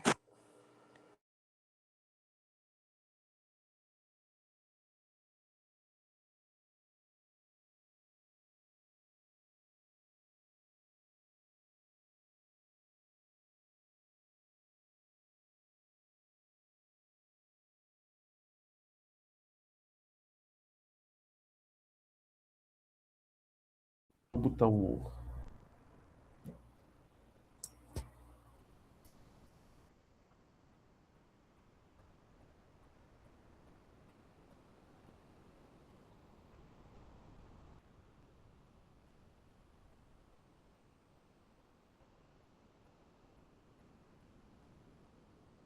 Galera, de novo, eu botei o dados do celular porque não corre risco, tá oscilando a energia e tá caindo.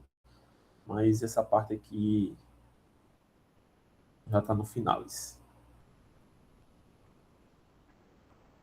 Vamos lá. Então, a propriedade mecânica, alta resistência, longa vida útil, selamento marginal, devido aos produtos de corrosão. Então, com o tempo, se torna um pouco mais comprometido, certo? Enquanto as propriedades físicas têm um coeficiente de expansão térmica maior do que a resina, maior do que o esmalte. Então, por ser um metal, ele expande, ele contrai, né? E ele transmite também faz transmissão, né? Condução térmica também muito alta, né? Lembra que até caiu lá em questão de prova da primeira unidade, né? O material, o paciente lá sentia né, um desconforto após a restauração em amálgama e qual era a capacidade, condução térmica, né, porque justamente é um metal.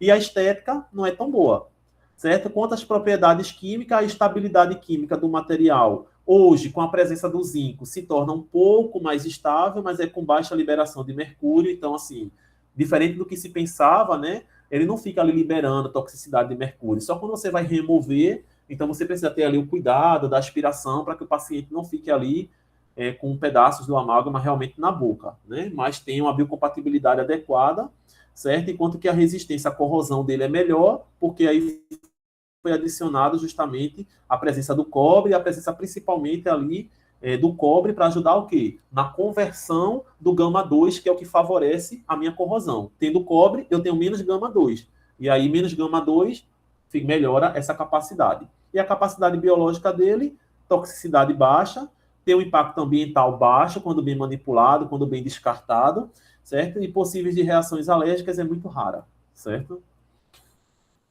Aqui seria o protocolo de restauração em amálgama, né? Então, assim, vocês podem ter esse material de apoio para vocês. Como eu disse, eu vou enviar esses slides, esse daqui eu envio para vocês, não tem problema. Mas vocês precisam só ter isso em mente, que aí quando for futuramente, numa aula lá de dentística que vocês forem fazer, vocês vão trabalhar. Mas diferente da resina composta, a diferença é que vocês vão ter um preparo. Aí esse preparo, quem vai ajudar vocês a fazerem é o professor Arthur, que é da dentística. Então ele vai ensinar vocês a fazer esse preparo, se o manequim de vocês já não tiver o preparo adequado para isso, entendeu? Então ele vai fazer esse tipo de manipulação. Enquanto que a manipulação do amálgama, já falei para vocês como acontece, e é basicamente ali por forças mecânicas, calcando, calcando, calcando, até que o material adquira dureza e selamento adequado, né? Aqui são as questões da Anvisa, né? Então o amálgama, ele aqui no Brasil, ele foi desde 2019, a fabricação do uso do amálgama, ele não encapsulado, foram proibidos. Então todo amálgama hoje aqui ela é encapsulado, então você consegue ter essas cápsulazinhas bem protegidas, trabalhar ali, porque o que contamina mesmo no descarte é o mercúrio. Então quando está manipulado ali, você consegue trabalhar na quantidade adequada daquele material, certo? O amálgama encapsulado, ele ainda ele é permitido, mas tem seu uso diminuído, como eu tinha falado antes. Internacionalmente, na União Europeia, né, desde 2025, não seria mais permitido mais o uso do amálgama, ia ser desconstruído, desestimulado, né, a utilização dele, né? E o impacto na prática odontológica, que não tem tanto impacto, porque as resinas compostas hoje em dia e as cerâmicas são materiais que conseguem dar propriedades físicas, mecânicas, estéticas para o paciente e conseguem trazer principalmente função em relação ao amálgama, né? E é bem mais fácil de ser utilizada, vamos dizer assim. A prática que a gente vai fazer na semana que vem é essa daqui, gente. A gente vai ter 4 momentos na prática. A gente vai utilizar tanto dos momentos de manipulação dos materiais que a professora Alana ensinou a vocês, né, hidróxido de cálcio PA, daqueles materiais para complexo da proteção do dentina pulpar, do complexo dentino pulpar. Então a gente vai, como por exemplo, hidróxido de cálcio, o cimento de hidróxido de cálcio. A gente vai aprender a manipular esses materiais, vai aprender a manipular também o cimento e o número de vidro, e o manequim de vocês, eu acredito que tenha as cavidades lá. Então, tem a cavidade muito profunda, simulando ali uma exposição pulpar, e tem as cavidades muito profundas, quer dizer, uma cavidade muito profunda, da qual não expõe a polpa, a gente vai olhar lá no manequim de vocês, e uma cavidade também que vai meio que simular uma exposição pulpar, certo? Mas se não tiver, a gente vai aprender a manipular igual e aplicar. Então, já salientando para vocês, certo? Vou voltar aqui para vocês. Levar todos os materiais na semana que vem. Só não precisa levar os materiais de moldagem, tá? De moldagem que eu digo assim, moldeira, alginato, gesso, isso não precisa.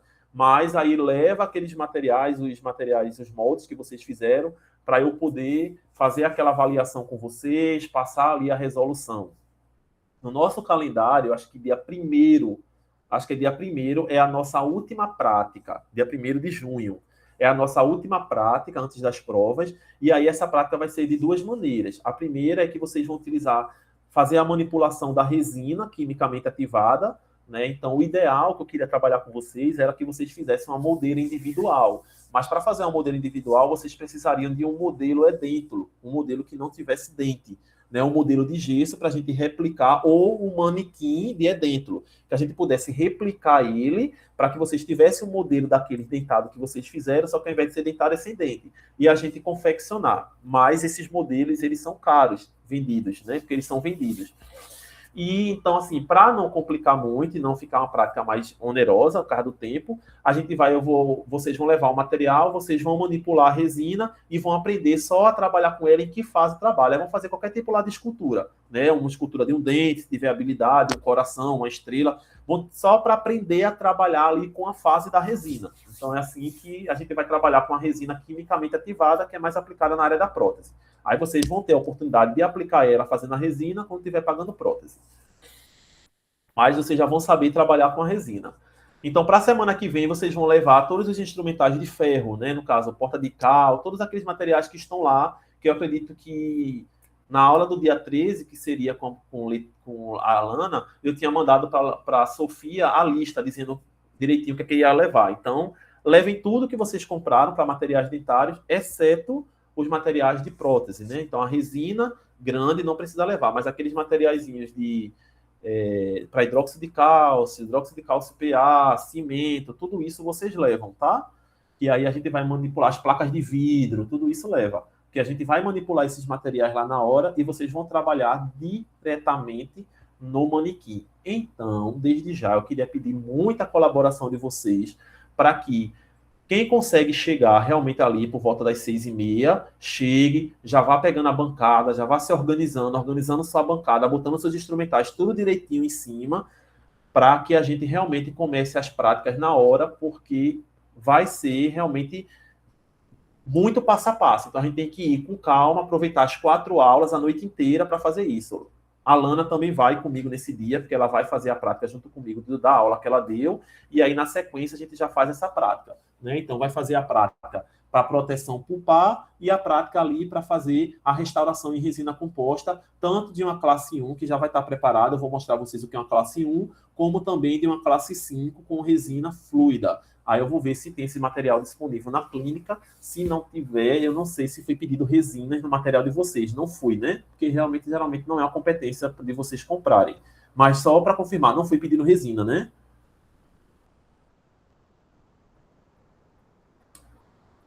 Sofia? Sofia, acho que pode responder melhor. Não, pronto. Então, alguns materiais eu já tinha falado com Rayana, que é a técnica, Rayane, eu acho que é a técnica lá do laboratório, ela já tinha de separar para mim, coitada, já separou 2 vezes e não deu certo. Aí eu vou pedir para ela separar para segunda-feira, mas em tese, como eu vou mandar esses slides para vocês, aí vocês atentem aí nessa prática para levar esses materiais, tá? Para na segunda-feira não estarem... Professor, por quê? Porque pode ser que eu não consiga responder pela dinâmica do dia, e aí se ficar em cima da hora e faltar algum material, dessa vez vai comprometer a prática, tá, gente? Então tem que ter cada um os seus materiais para trabalhar ali individualmente, mesmo que numa bancada com sua dupla, mas trabalhar individualmente cada um com seus materiais. Então é importante ter, tá bom? Então essa foi a aula que a gente iria dar, só que tem mais aula ainda, tá, gente? Eu vou dar 10 minutinhos para vocês respirarem e aí termina. Mas a próxima aula é menor, a de farmácia, certo? A gente consegue terminar ali antes das em 1 horinha. E aí a gente termina essa aula porque fica nessa questão para a gente se organizar para a prática na semana que vem. Deixa eu baixar logo aqui esse slide e na sequência o tempo que vocês tomam água, respiram rapidamente e a gente já volta para terminar mais rápido, tá? Eu aproveito e já mando esse slide aí lá no grupo. Deixa eu só interromper aqui essa apresentação.